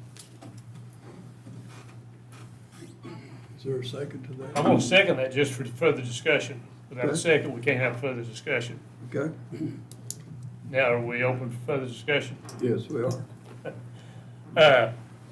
We have talked about this. I've been on the board 10 years. 10 years ago, we started talking about a new school. And I thought, that's odd. We've got buildings over there that are only 24 years old. Our only concern about this is we hear curriculums and stuff. And the average age of those 7 buildings we're thinking of demolishing and replacing is 49 years old. You take the gym and the main campus building out, the average age of those buildings is 40 years. And it's frustrating to me. I have a house that's nearly 40 years old, and I'm prepared to live in it for the next 40 years. New roof, new heat pumps, new maintenance. It's frustrating to me a little bit that we as a government unit, or government units, not us, our predecessors, can't decide and plan something that's going to have a longer lifespan than 40 years. And we're preparing to spend 100 or 180 million, whatever the number winds up being. We don't know till we get the bids in, but are we designing something that's going to last us for another 40 years and we have to replace it? We have to do better at, I don't know if it's construction, what I always said, if you go to Yale or Harvard, those buildings are 300 years old. Can't we do something similar to that? But that's my frustration about this whole process. I haven't been in the liaison meetings like you guys have, but it's frustrating to me that it was identified, and I've asked that question a lot of times, why do we use school? And I hear people say, well, the kids deserve it. Well, that's not an objective analysis of it. It's they do deserve it. They deserve a quality education. That's the product of education. And when we signed on that agreement to accept the grant, Commissioner Young, I had not reviewed the 2023 school report card. And I have been reviewing that, and I'm troubled with it some. What is our return on our investment? If we invest $170 million, like you buying a tractor, what's your return on that investment? What do we and the taxpayers expect for our return on the investment of building a new high school? Or is it going to affect the curriculum? Is the academic growth going to increase, going to improve? I mean, 9 out of our 11 schools that were graded in Macon County had a failing grade. Got one that's got an F. We got 2 that's got a D. One of them scored less than 50 out of 100. That's an evaluation, an internal evaluation of the DPI on the product that we're delivering here. And when I was in high school, if you dropped below a 70, you got a rematch. You got to retake it again. Or where in this? If we're going to talk about improving the quality of education in Macon County, certainly buildings would benefit that. When are we going to have the discussion about the curriculum, about the performance, about the overall performance of our local education system, academic growth? Is that a topic worthy of breaching at some point? And I'm with John. I'm not going to argue the location to put the school. I agree that we can't find the land. I don't think it's closely available. But I think something of this magnitude and this investment and taking on this debt load that would be taken, I'm not opposed to putting it out if it's feasible to do it, put it out to the voters and say, hey, yeah, we're ready to build a new school. I think that's a very appropriate way when you're making an investment like this. And then I want to tag along with that is at some point I want to be part of the conversation is how do we improve academic growth? How do we improve the product that we're responsible for delivering? So that's the reason I seconded that motion. I don't know if yours was tailored that way, just a blanket, do you approve in your school or not get into the locations? I'm all for letting the public speak. In November, that's not far away. So with that, You've had a motion. And I just like to say one thing. I mean, this is good discussion, and there's nothing, I mean, this is what I think we need to have. We can rip the Band-Aid off, and, you know, I guess a lot of that's an interpretation, and I feel like we all have different interpretations. And I just recall Mr. Baldwin handing me a brochure. It was somewhere around the 1900s, 1915. I think it was 80-something schools in Macon County. They were all over this county, everywhere you looked. And I'm looking at the evolution of the school building, and everything is changing. I mean, I imagine getting an education in the early 1900s was probably something of large magnitude, you know, the 1930s. And so I just feel like everything is changing, society is changing. And I'm not saying it's for the better. I mean, everything's changing. I mean, but when I look at this and I look at the opportunity that we have before us, I look at all the discussions we've had, the years. I've been to 3, 4, or 5 different public hearings. And in 5 public hearings, I bet I've had 2 to 3 people speak against the school. They're just not coming to me. Maybe they know I'm in favor of the school. I'm just not hearing from them. And so I know Mr. Sherrill and Mr. Higdon are listening to their constituents, and I feel like I am too. And I just want you to understand where I'm at. This is good discussion. This is good discussion. And I am completely satisfied that we need a new high school, 100%.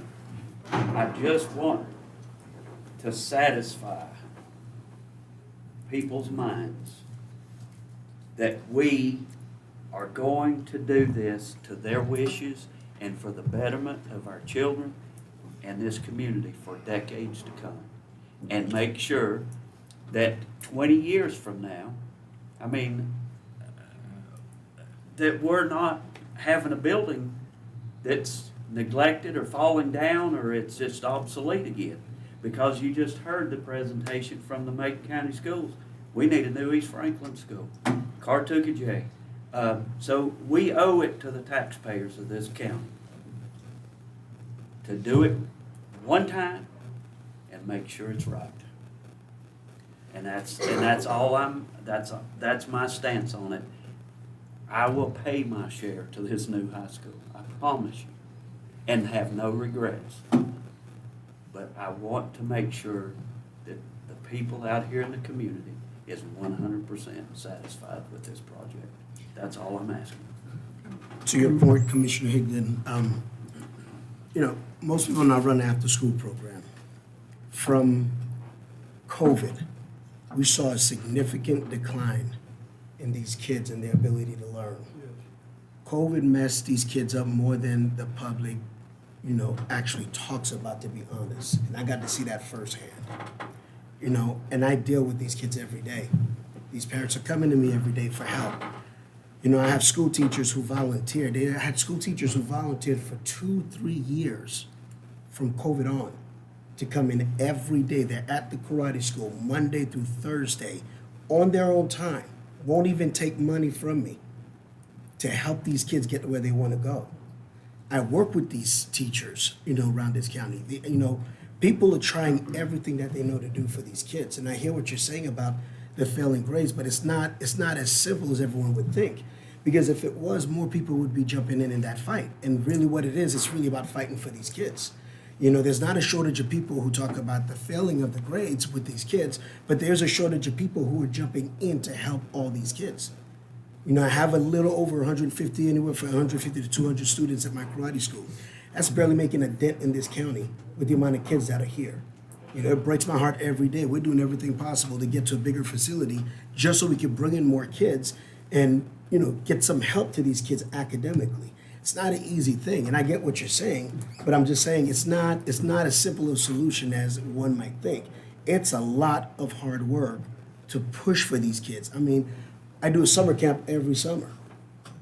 During our summer camp this year, we're probably going to be doing a lot of tutoring to help move some of these kids forward as well. You know, it's a difficult situation, and my heart goes out to these teachers who are doing everything that they know to do, and yet the results are still not coming back. It's you know, sometimes it's a kick in the face. You know, and I can't, you know, and I just want to say thank you to all the teachers in Macon County who are going above and beyond to try to make that happen. You know, it's a difficult thing. Yes, it's a hard pill to swallow when you hear those numbers, but I guarantee you in this county, there's not a shortage of people, man, that are trying as hard as possible to get these kids moving forward. And we are some of them, and I get to work with them, so I know firsthand the difficulty there is in trying to get these kids moving forward academically. And COVID, we took a way harder hit in this country than people are talking about. And it affected a lot more than just the economy. What it did to these kids, I got to see firsthand over and over again. And I'm still dealing with the ramifications from that still today, and we're in 2024. So it's difficult, man. I get it. I get what you're saying, but it's not a simple solution. And you're handling it from a private industry part. We're talking publicly funded here. What is that conversation? Where does that conversation need to start? What are we doing? Are we shortchanging our children? Are we getting all engrossed in this emotional thing of a new shiny building as opposed to a deep dive into, as Mr. Shields says, the curriculum? Or do we need to be funding items in that curriculum? I'm not kicking any teachers. I know we've got some quality teachers in this county. Football coach, we got quality staff. But at some point, we have to have that conversation. What more can we do to improve that evaluation process that was employed by DPI to grade our school system? These kids are our final product. That's the only product the government's putting out. Are we shortchanging them by saying, oh, we build a $200 million new high school, everything's going to be glossy? I think that's a big conversation to still have. I don't feel like the high school in any way, shape, or form is going to stop that at all. It's still a conversation that needs to be had, and yes, we do need to invest a whole lot more.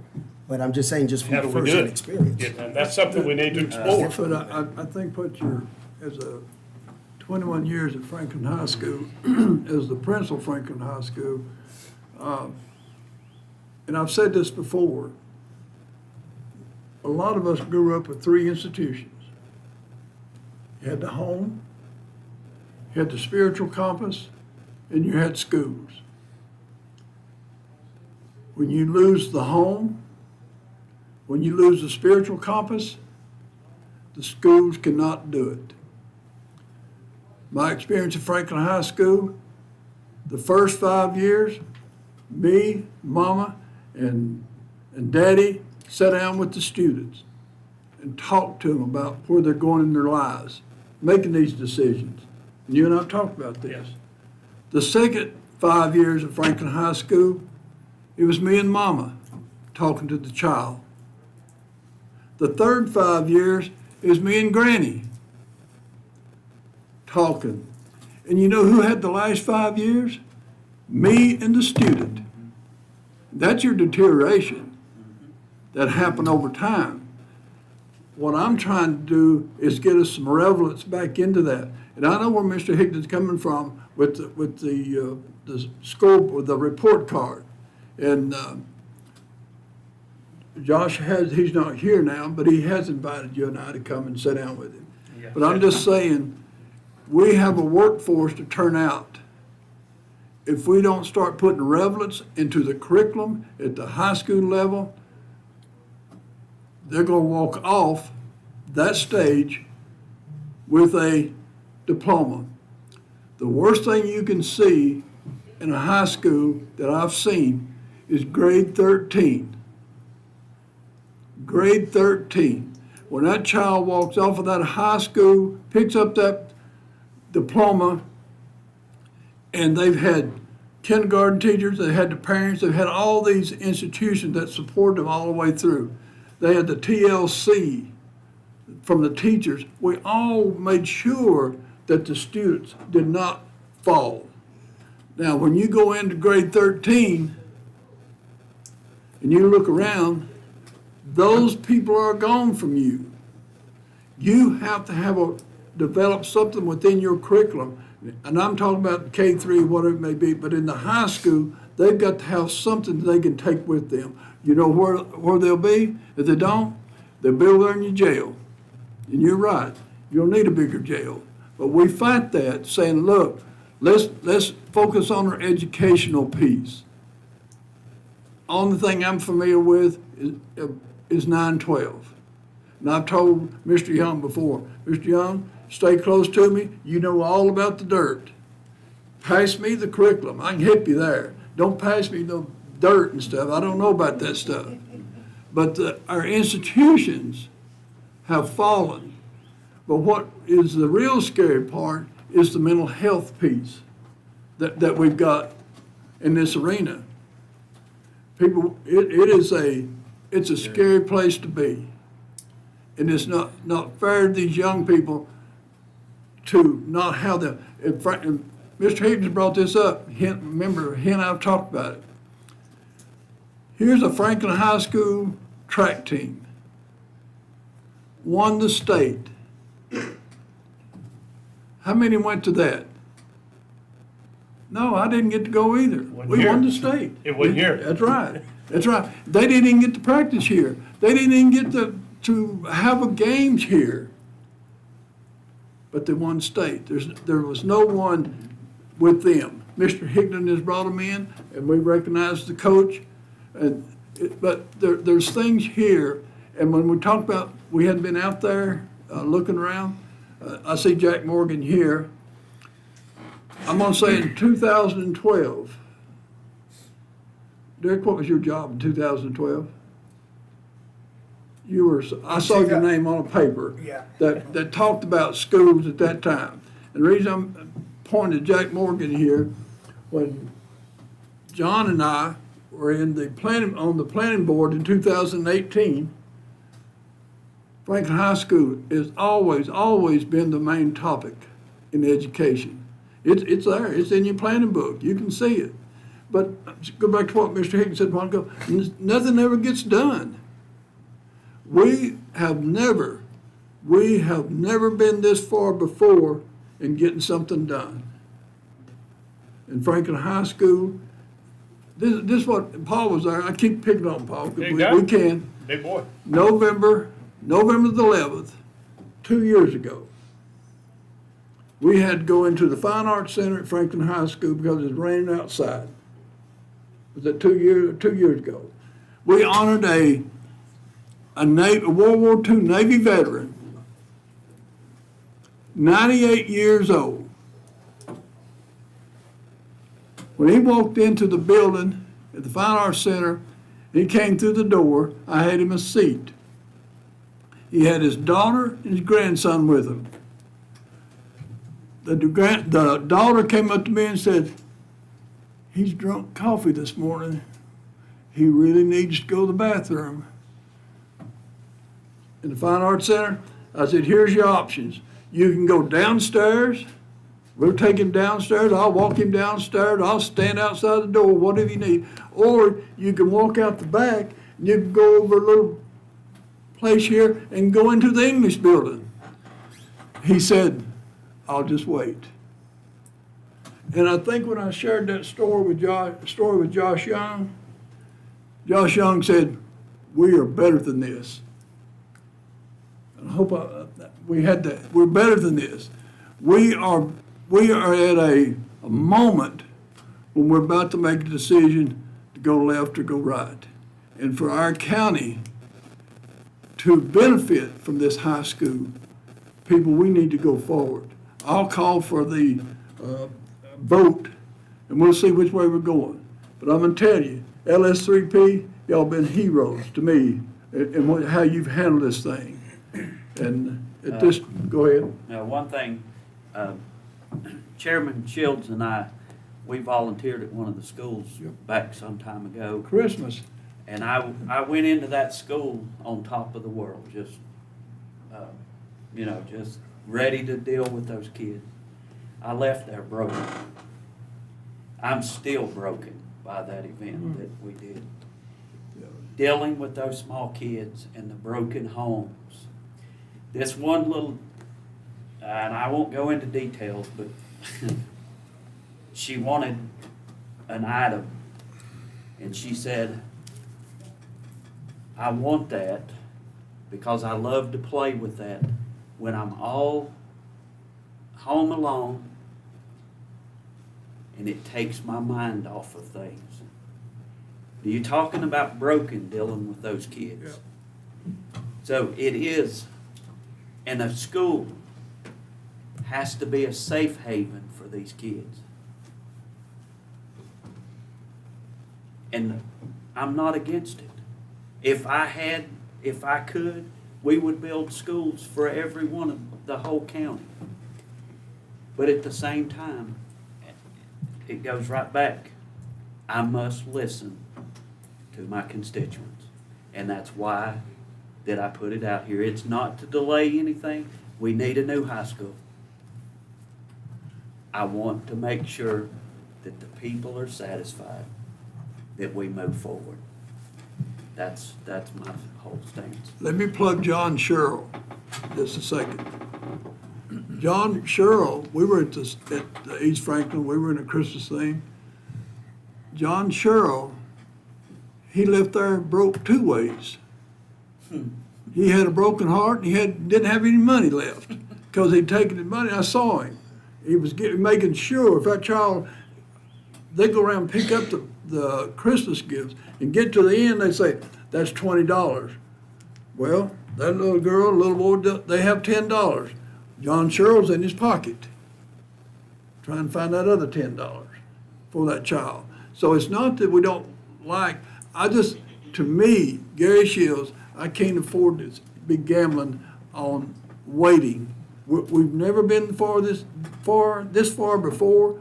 Don't stop now. Let's move on. And I respect him in saying constituents, we'll take care of them, respect them. But also, quietly, we have a number of people who let us know, move forward. And so if we're in Okay. put it in a motion and we'll just, Call the question. Call the question, yeah. when you say call the question, you're calling the vote. Is that what you're saying? Yes, sir. All right. We've had a motion, we've got a second, we've had cussing and discussion. And now we're gonna have a vote. All right, and you wanna repeat your motion again? No cussing, just discussion. No cussing. Gosh. My motion was, Delay. that the new Franklin High School project to be placed on a referendum in the November general election. You've heard the motion? Is there a second? It's already been. Okay, it's already been, all right. Then I guess I'm calling for the vote. Okay. What are you calling? All in Whatever favor? you said, yeah. Okay. Yeah. All in favor? All in favor of the motion made by Mr. Sherrill? Say aye, raise your hand. Aye. Are you aye? No, Oh, I was telling you how to do it. wait a minute, let's do this officially. Yeah, Say it no, again, call the vote. call the vote. All in favor of All my in favor, motion? raise your hand. Okay. How many times I gotta vote? How many did we get? All Ms. Van opposed, Vaughn? that was two. That was two. No, all That was two. opposed. All opposed. 3-2. Chairman, at this time, I'd like to make a motion for Macon County to enter into the RFQ selection process for CM at risk for Franklin High School. Second. All right. Any discussion on that? Mr. Hickman, anybody? Any discussion on that? All right, let's vote. Yea or nay to move forward? All right. All opposed? All opposed? I really don't know what that is. That's construction management at risk. I've learned some new words the other day too. Okay, we're moving forward. All right. That was all I got. All I got. We moving right along? Thank you. Can we get a bathroom break before we go? No way, don't have time for I was bathroom break. thinking the same thing. I'm going too, I'm going It's too. my turn. Hey, take 5. Can't everybody go down to the bathroom at the same time though? So it may go 10.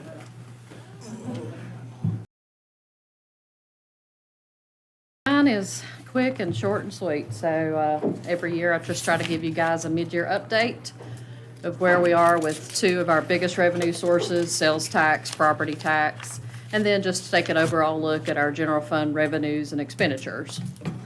So we'll talk about sales tax. So this slide represents just 5 months worth of sales tax. If you'll recall from previous years, I always talk about there is a 3-month lag on sales tax. So what you're seeing here represents July through November retail sales, and then we receive those monies in the months of October through February. So this does not reflect December, which of course is normally a pretty big sale month, due to Christmas. But as you'll see, fiscal year '23, for the first 5 months, we had $7,564,000. This fiscal year, we've collected $7,596,000. So we have only collected a little over $32,000 more for this 5-month period this year, or 0.43% increase. So not even a 0.5%. And if you compare that to last year, same time period, we collected $848,000 more, which was 12.64% higher than that prior year. So, as Mitch stated, across the state, it does seem like sales tax are leveling back out to normal levels. Unfortunately, I don't think we're no longer on our double-digit growth. But who knows? We have 7 more months to go. But just based on this 5-month metric, which is all we know today, again, our increase is only a little under 0.5% compared to 12.6% last year. Just if you're interested, the month of July, we had a 6.35% decrease. The month of August was a 4.77% increase. The month of September was a 2% decrease. The month of October was a 0.79% increase, so right under 1%. And then November was up 6.39%. And again, if you total the 5 months, it's right under a 0.5% increase for that 5-month period. So, refunds do play a part in this. Like as a county, we have to pay sales tax throughout the year, but then we can apply for a refund from the Department of Revenue. So those do impact these numbers. The town of Franklin, the town of Highlands, the school system, they can apply for part of the sales tax back. So refunds flowing through governments, not-for-profits do impact these numbers. So again, hopefully December retail sales will be good. Hopefully our springtime tourism, will be good and we'll bounce back somewhat, better than this less than 0.5% growth right now. Any questions on that? So the next slide, of course, is our property tax. So this includes our ad valorem taxes as well as our motor vehicle. It also includes interest fees assessed, advertising fees that they assess, attorney fees on delinquent collections, etc. So as you'll see, last year at this time, we were at 28.2 collected. This year we're at 28.6 collected, or almost 28.7. So we're right on target, we know, with collections. We have collected about $456,000 more through December than prior year. So all in all, on property tax and collections, we're right about target. Last year, for comparison, this same 6-month period, we were up about $695,000. So again, of course, these ebb and flow. January, hopefully, of course, these are just through December, but hopefully the January is usually one of the bigger collection months because they're due by January 5th. So, hopefully these continue to come in as projected. This slide just takes our general fund revenues as a total. So last year at this time, we had brought in about $38.2 million of revenues. This year, we've brought in $40.1 million of revenues. So we're up about 5% higher than last year. And again, interest earnings is a big part of this. As we talked at budget time, though, these interest earnings will not continue forever. So we earmark those towards one-time capital. But just for comparison, last fiscal year in the general fund, we received $2.4 million in interest earnings for the whole year. As of December, if I'm remembering correctly, we collected $1.8 million in interest just for a half a year. So that just shows you the impact of those interest earnings. And again, that may give us some opportunity, some of these smaller projects that we could appropriate those interest earnings and use them for smaller projects since they're a one and done. But like Mitch said, we didn't build any interest earnings into the CIP, just for the conservatism, to have some wiggle room there. But thought that was just something interesting to point out with the interest earnings that, we're already at 1.8, only halfway through the year. And then my last slide is just general fund expenditures in total. Last year, we had spent right at 27 million. This year, we've spent 30.3 million. So those are up about 3.37 million. And that's to be expected because, of course, the cost of goods and to provide business, salaries, fringes, retirement increase, et cetera. So we, anticipated our expenditures to be, higher than this 6-month period versus last year, same 6 months. So, like I said, I'll make it short and sweet, but I'll be glad to answer any questions you might have, or feel free to call or come by anytime if you want further dive or detail into numbers. Be glad to provide them. Thank you for sending us the monthly reports Yes, on all that. yes. You're welcome. Thanks for what you do. Thank you, Lori. Thank you, Lord. Yes, everybody staying with us. I'll see you later. I believe I'll see you later. Mr. Rowland's come to the front, okay? I knew I was roasting. He was on 77. Yeah, I do.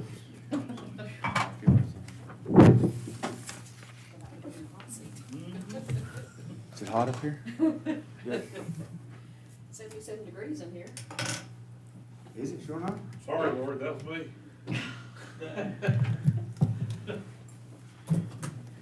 Stop the It's chill. cold out there in the hall, isn't it?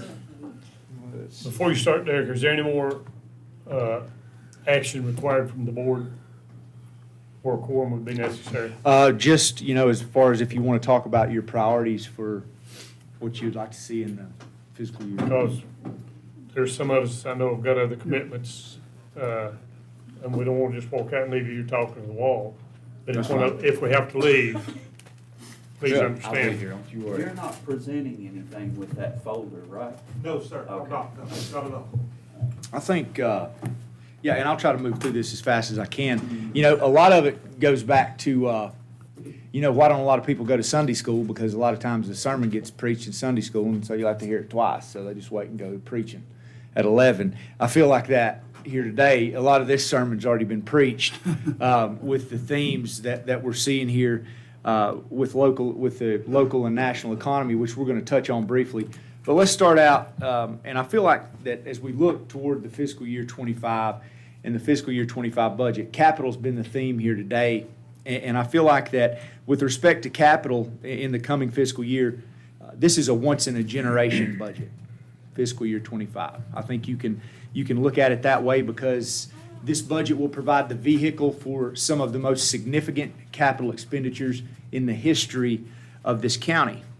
And we've heard here today, our financial advisor has talked about our strong financial position that enables us to discuss these expenditures. We're 2 steps away from AAA. As somebody that goes around all over the state and the Southeast doing this stuff says that Macon County sits in an enviable financial position. And he talked about favorable debt ratios. And as you thumb through that book and look at those ratios, you'll see where Macon County is. And in each one of those categories, there's about 5 things topped with very strong being the highest, and Macon County is very strong, the highest level in each of those debt ratios. We saw that here today.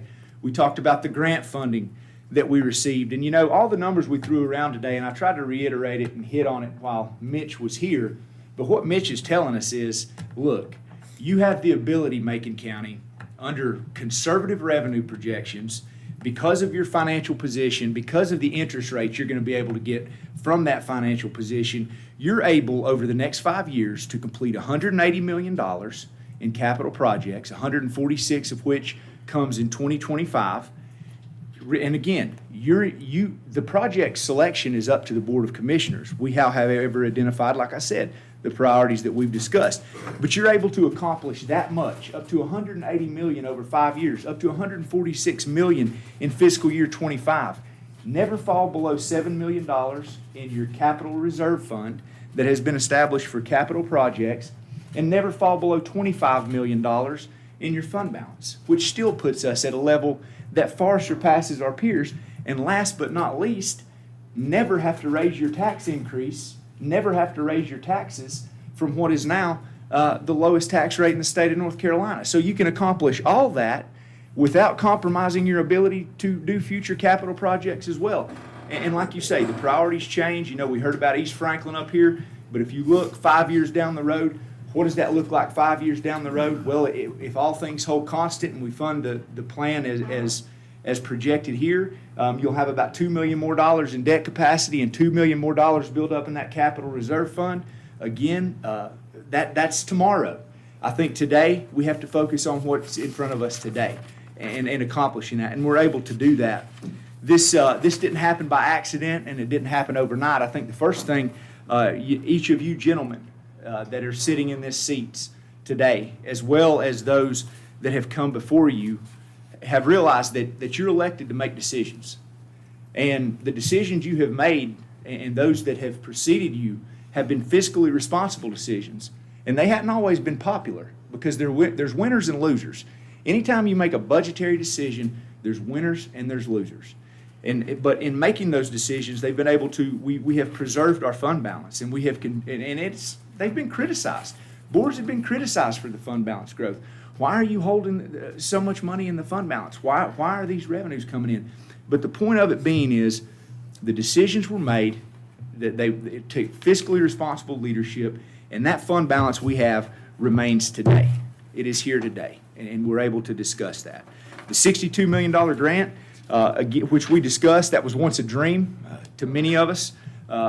Gentleman that sat in that seat right there, Mr. Shields, that you're sitting in, Senator Kevin Corbin, brought that grant back home here to Macon County. And that grant, that $62 million, as we've been shown by our financial advisor, that's here today. Commissioner Young alluded to the fact, the Franklin High School project particularly is something that we have planned for, we have discussed, we've held meetings, we've had setbacks, we've spent approximately $3 million on design fees, hoping that one day that this would become a reality. And the fiscal year 25 budget, as I say, that becomes Franklin High School project becomes a reality today. And again, fiscal year 25 budget provides us with the vehicle to get there. When you look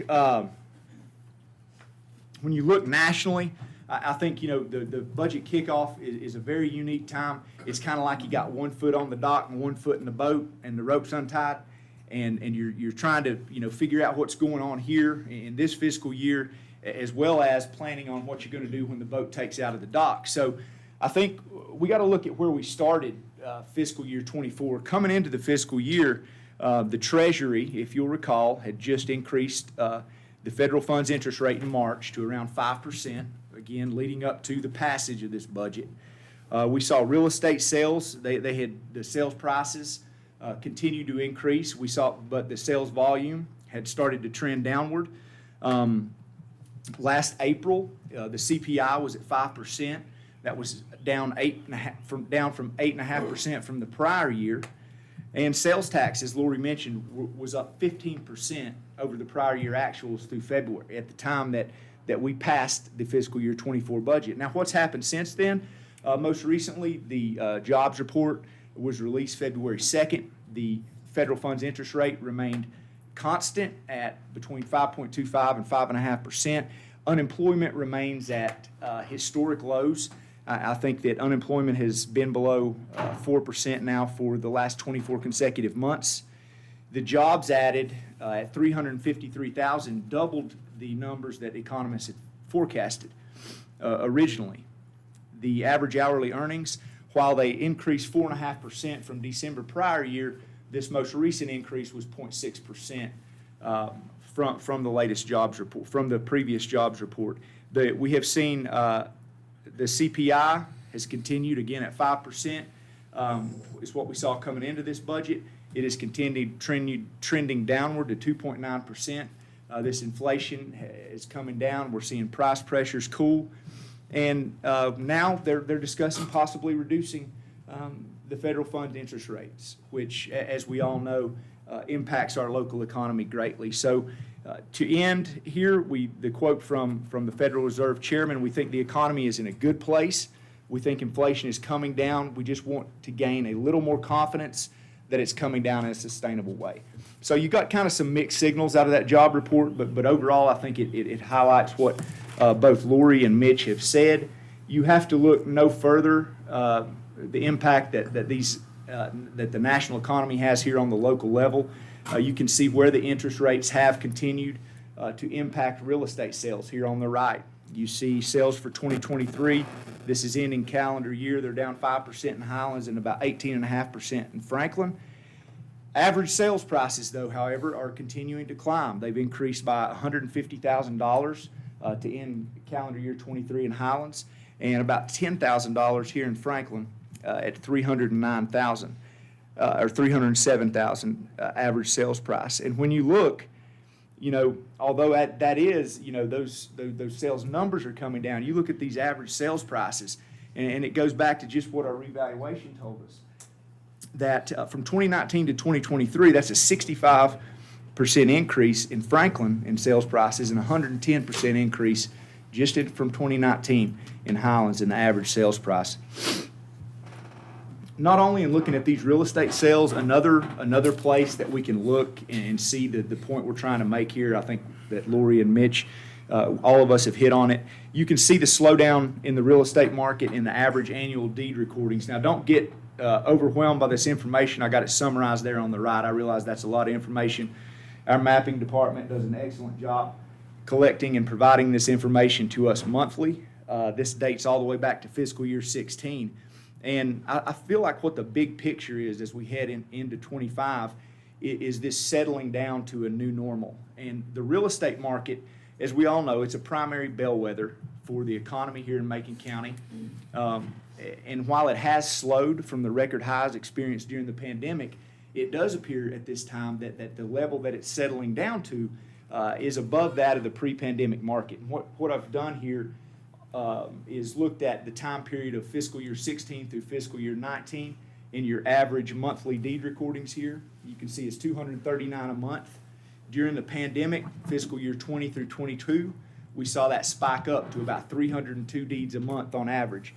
Now 23, year-to-date 24, that's back down to 264 a month, but as you can see there, still above that level that we were experiencing pre-pandemic. Another way of showing you the same data, this is the fee collections, the Register of Deeds fee collections, the primary source of revenue in that category right there is from recording of deeds. And you can see pre-pandemic, 653, they're creeping up to around 700, but then really taking off there in fiscal 21 to 1.2 million before in 23 we see it taper back down to around 925,000. You've heard me say it once, our local budget is a product of the local economy, and the number one reason I say this is because our number one revenue source is directly tied to real estate and real estate development. That is our ad valorem tax collections, and it accounts for approximately 54% of revenue in the general fund budget. Growth in real estate and development within Macon County directly translates into growth in this revenue source. Again, looking back to 2015, to restate what Lori has, you will find that the ad valorem, the growth in this ad valorem revenue and the growth story of real estate activity in Macon County are largely the same.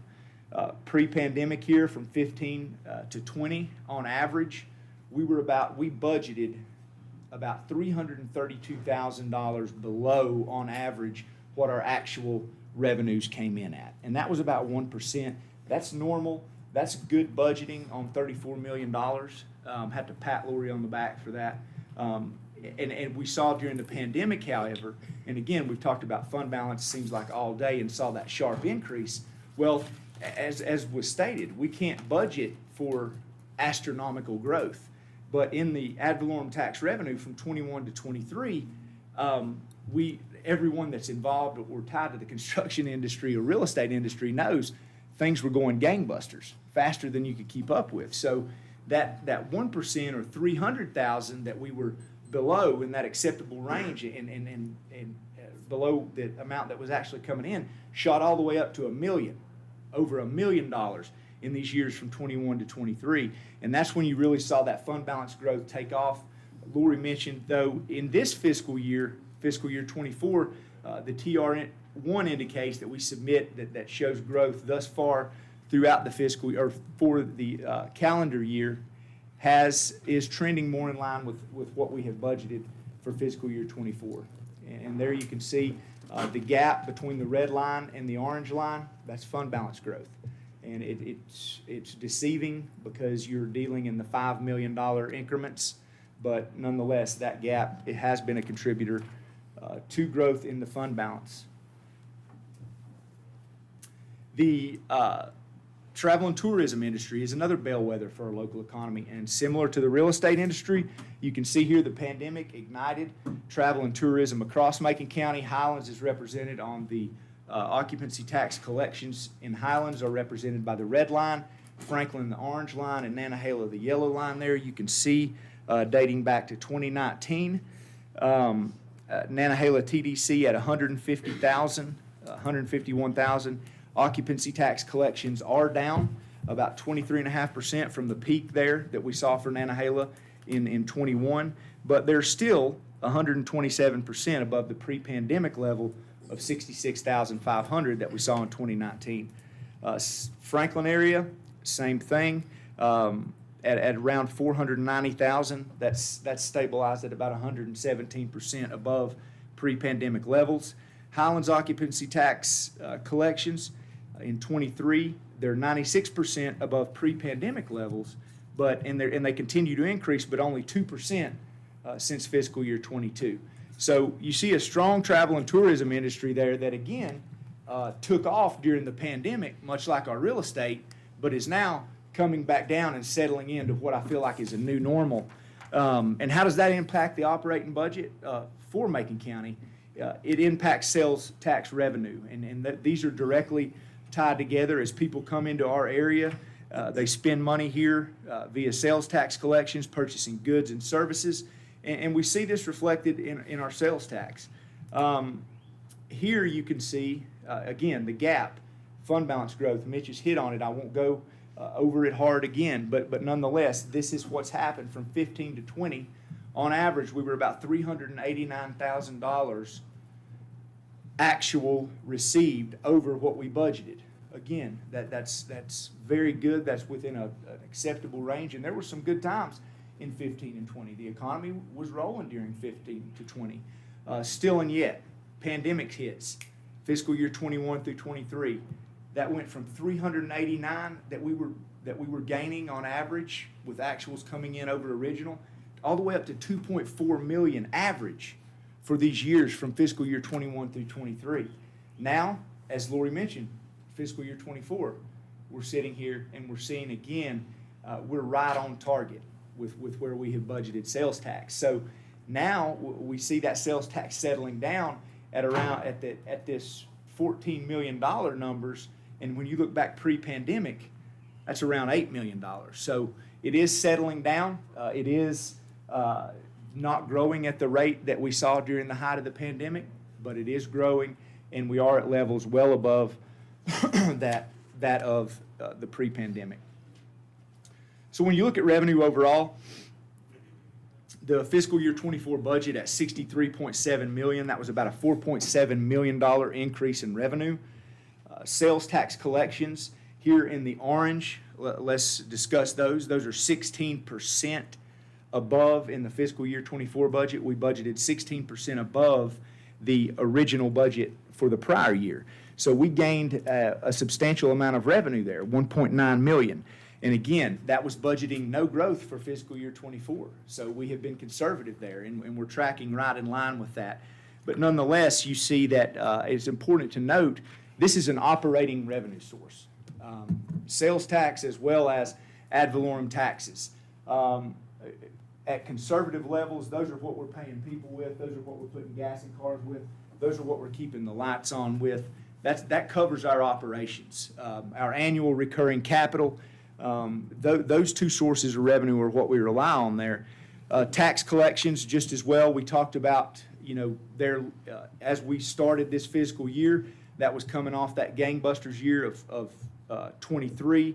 And we saw in the growth in the tax base alone, from the TR1 in 22 to the 23 original budget was $870,000 of just growth in revenue that was attributable to development that occurred during that time period, to improvements.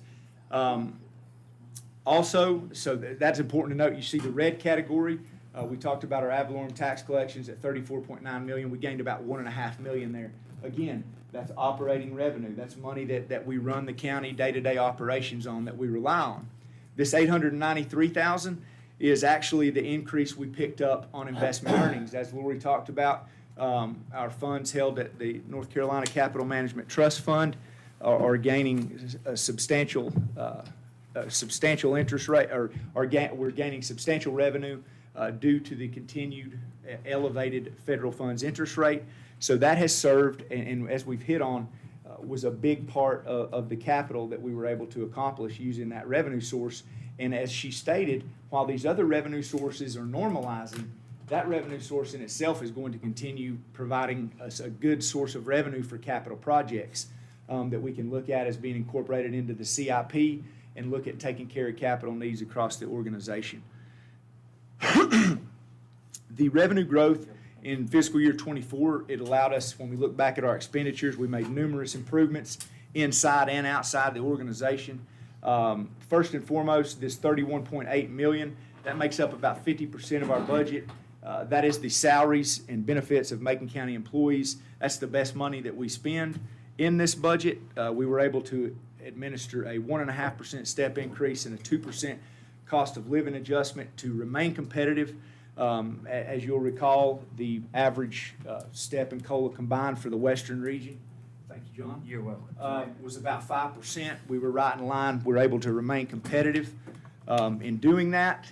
So similarly, as I mentioned, the schools, just like that, we had experienced pressures. That was one of the things of the pandemic. While it brought increased revenue in these areas like our sales tax and our ad valorem tax, it also brought new challenges with our operating expenses.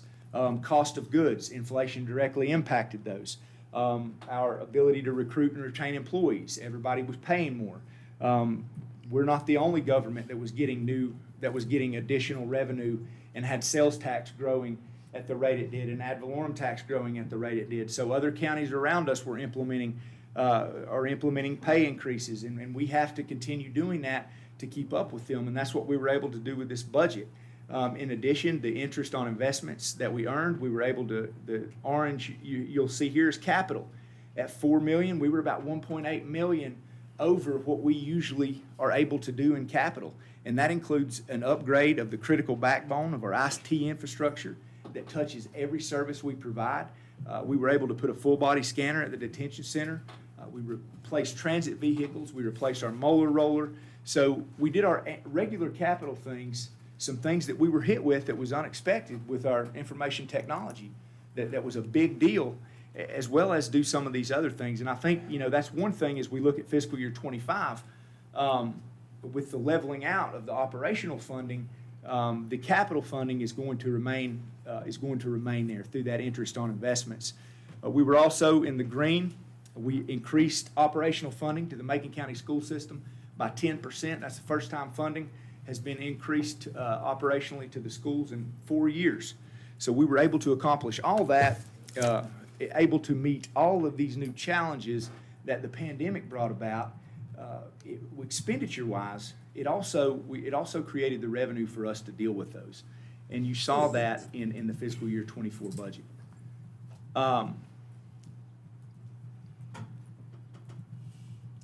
Let's see here. That, friends, is not supposed to be there. Let's see here. We can get that. There we go. Apologize for that interruption. So what are we talking about with the leveling out of the economy? Is a leveling out of revenue growth. And we saw that. That's illustrated in the sales tax and the ad valorem tax there. I think what we're looking at, for the new normal. So what does the new normal look like that I'm talking about? Well, everything we've been able to do operationally up until now, the pay increases, the operational funding to the school system, that's all baked in. That is all baked in to the fiscal year 24 budget and will continue on into 25. So that's the first thing we got to remember. The next thing is that the growth is normalizing. The revenue sources that this growth is normalizing in is our operating revenue sources, our ad valorem tax and sales tax. That's behind that segment there that I could not get pulled off that shouldn't be there.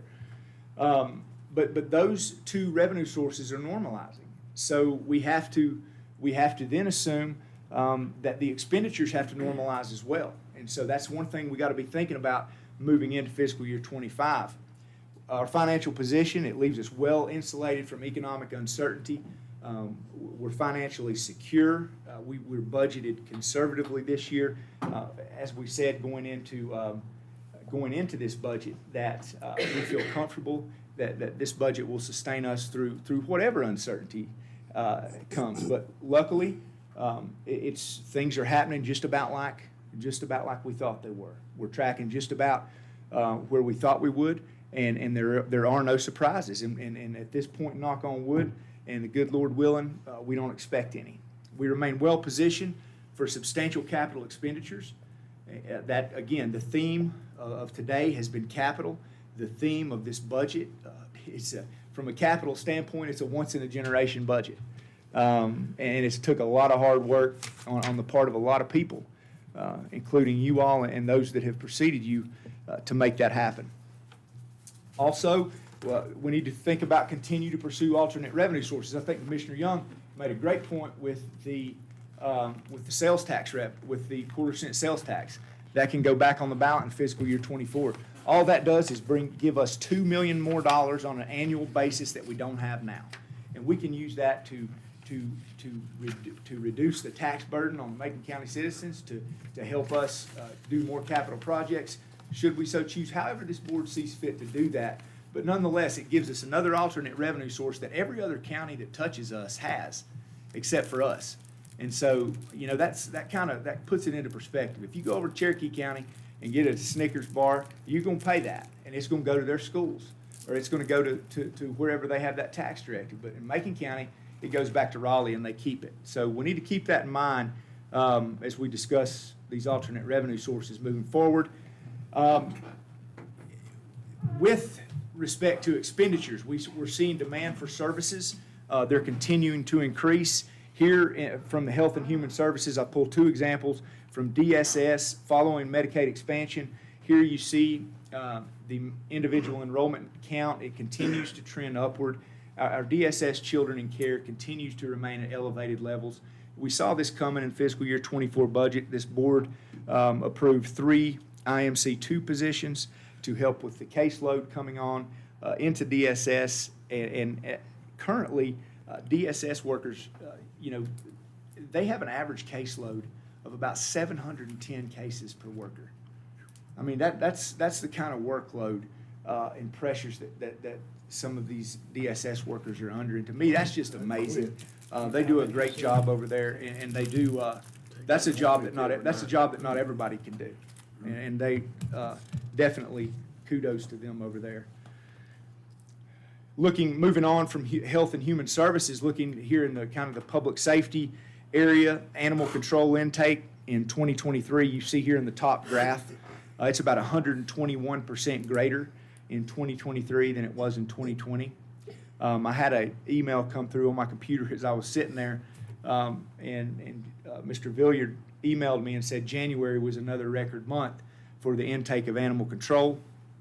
So that's increasing. You see here our calls to dispatch, administrative calls and 911 calls are approximately 14% greater today than they were in 2020. As you'll recall, the recommendation from emergency management was to dissolve a fire captain position and create an additional telecommunicator position to accommodate this increase that we were seeing. And so we were able to do that in the fiscal year 24 budget. Here, chart on the left, you see EMS calls for service. They've increased by 14%, 22 to 23 as well. Moving on from public safety, right into your construction-related demand. Here, your environmental health reported a 28% increase in the number of septic permits issued between 22 and 23, and a 14% increase in the number of well permits. Contributing this increase is working through backlog. You'll know we put those environmental health technicians to go out and prep the site, get it ready so it could make the environmental health specialists that was going out there, their job easier and improve their efficiency. You can see this in the increase in the environmental health department. Residential building permits, similar story to real estate and occupancy tax. They're down 5% from the pandemic high, but when you look compared 23 at 172 to 2019, that's about 53%. Reiterating again what appears to be a new normal with respect to our local economy. So, we've heard here today the schools, we're no different, just like them. Just like everybody, this is very early. This is the budget kickoff, and there's still a lot unclear about this picture. We don't know now what's going to happen with respect to the national economy, but we do know everything remained constant. We are in good shape. We're in great shape. And the main goal for this fiscal year 25 budget, as is with any budget, is to achieve the goals established by the Board of Commissioners for this organization. That's why we're here. The way we're able to do this is these folks sitting right here. These folks sitting right here that work throughout the organization. They're the boots on the ground. It is my job as the county manager to give these individuals the tools they need to do their job. And I feel like the first tool they need to do their job, because we can give them the best building, we can give them the newest cars, we can give them the most energy efficient building for that dispatcher. But if you ain't got that dispatcher sitting there to answer the phone when it calls, or you ain't got that ambulance driver to get in the ambulance whenever one of those 8,500 calls come in, that was a 14% increase from the prior year, if you ain't got nobody driving that ambulance, then you might as well close the doors and go to the house. So that's the number one tool they have, and that's, to me, as county manager, those employees are the number one priority. We'll continue to pursue efficiencies at every opportunity. We talked about our financial position, our fund balance growth, and again, I turn to here, and it's because of the department heads. Every year, as I say, these budgets, there's winners and losers. Every year, these department heads don't get everything they ask for. Some years they get less than what they ask for. But year after year, they make it work. They continue to come in the name of public service, in the name of doing the best job they can for the Macon County citizens, and they're the reason that this organization, that we can stand up here and get all the accolades and the pats on the back that we did today, and it's because of these men and women, Macon County employees. So in doing this, we're going to continue to provide high-quality public services to the citizens of Macon County. I know I've said it once, I'll say it again, at the lowest tax rate in the state of North Carolina. So there are some unknowns. As we said, this is early. Operational needs of outside agencies, the school system has came. We have briefly heard from them. A lot of their picture is not clear yet. SEC will be submitting a budget. The libraries are another outside agency that come each year with requests. So those are all unknown at this time. And again, the quarter-cent sales tax. And that plays into all of this because it's just $2 million we got that we didn't have. And it's $2 million that comes into our budget that we can use to allow us to accomplish many of these things. But we need to keep that on the radar. The economic conditions, labor market, cost of doing business, those are trending down right now. We can't help but think that both of these things are going to continue to become more favorable, and that seems to be the message that's getting sent out right now by the Federal Reserve. In speaking to the capital budget, again, your summary is on page 17 of the CIP. The details are on page 28 and 29. So when we talk about this capital improvement plan, you'll see here 70 million, as we've talked about up top. Just real briefly, we put those in there because we felt like that those were two of the top priorities that have emerged. As Lori mentioned, that's $70 million that we're going to get a loan for. We want to combine those, lick that CAF once. $182,000 for the airport is illustrative of a county match on a larger runway extension hangar upgrade project. There are vehicles at 600, emergency services vehicles at 300,000. That's really how this plays into the operating budget. That $900,000 there shows up in the capital of the operating budget, the annual recurring stuff. So that's kind of how these two things are tied together. Parks and Recreation, 1.7 million. Again, that's assuming that the board wants to move forward with phase one of the recreation master plan that was authorized in this year. Your miscellaneous here, John, that was the, we've got a roof replacement on the detention center, roof replacement at the library, fire panel upgrade in the courthouse, and HVAC package for numerous county buildings. You see that in the detail. Forgot to add, you'll see this Macon County Schools, that 1.8 million right there, that's their annual technology and capital outlay appropriation plus the Nantahala sewer project. So I think what we got here, is a pretty comprehensive take at meeting these capital needs here again, and it compromises nothing. We remain in an excellent financial position. We retain our capacity for additional debt in the coming years, and we can do it. And so that's kind of all I have. I know it was rehashing a lot of what you heard, but we're in, as Mitch said, an enviable position, and you have nobody to. You can thank yourselves for that because you've been a huge part of it, and I think it's kudos to this board. And as a Macon County taxpayer, I say thank you for being able to stand here and deliver news like this. I mean, as Mitch said, there's counties across the state that would kill to have a budget kickoff meeting like we just did today, and I think each of you should pat yourselves on the back because you've had a big part to do with that. So with that being said, I'm gonna put the budget calendar up here. This is this is how we do it here. Each year, kind of, at February 8th, we've kicked off. We'll distribute the calendar to you here today. Start meeting with the department heads on the 15th. They will complete their line item budgets, turn it back in on the 14th. I will review these. We'll have our department head meetings with administration and finance. Each of these department heads get into the weeds there. March 18th through 21st and March 25th through 28th. The schools and the outside agencies, some of those unknowns we talked about, they're going to be submitting their stuff April 15th. May 21st, we plan on presenting the recommended budget to you gentlemen after we've been able to go through, condense it down, and kind of put our recommendation together. And as we did last year, we can take as much time as we need, as many meetings as we need for this board to go through that after we've had a chance to clean it up for y'all, and hopefully we'll get something adopted by June 11th. Great job. You need to drink water? Need some water No. or anything?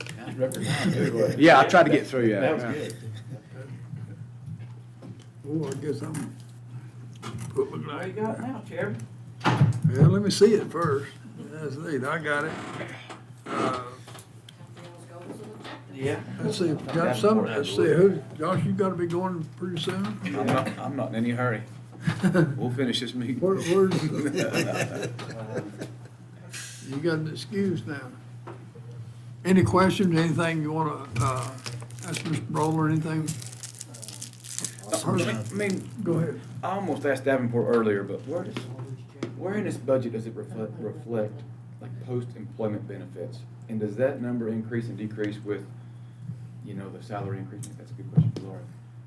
You're asking about the OPEB, other post-employment benefits, Yes. the big number that's in the financials? I feel like, does that It has reflect nothing. in our budget, or is it kind of just No, outside it's of this?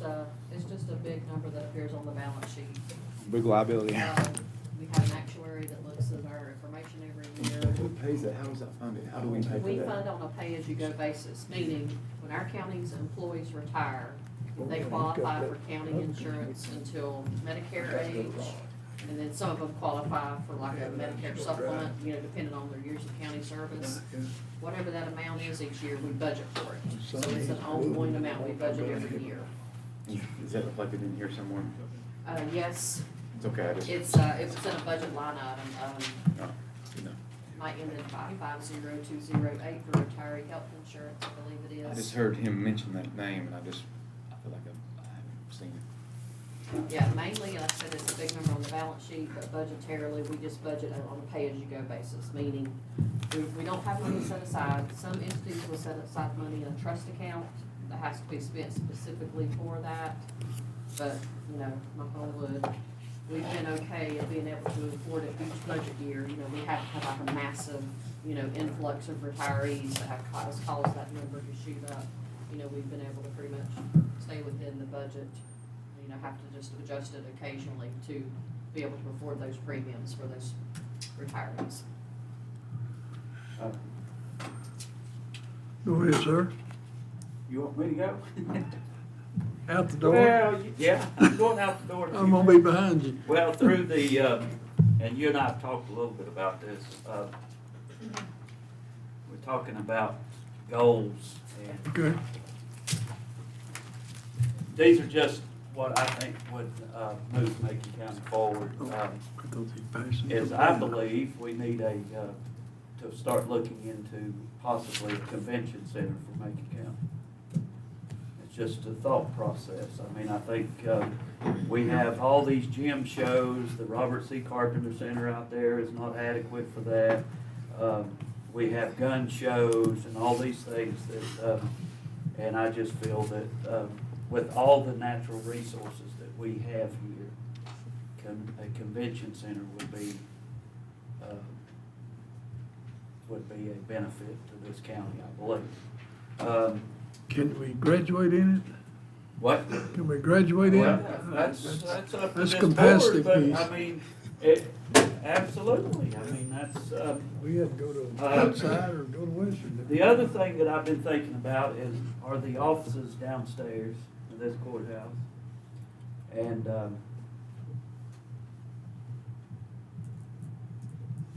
I believe we need to build a justice center over by the sheriff's department. Move the DA's office out, the courtrooms out of here.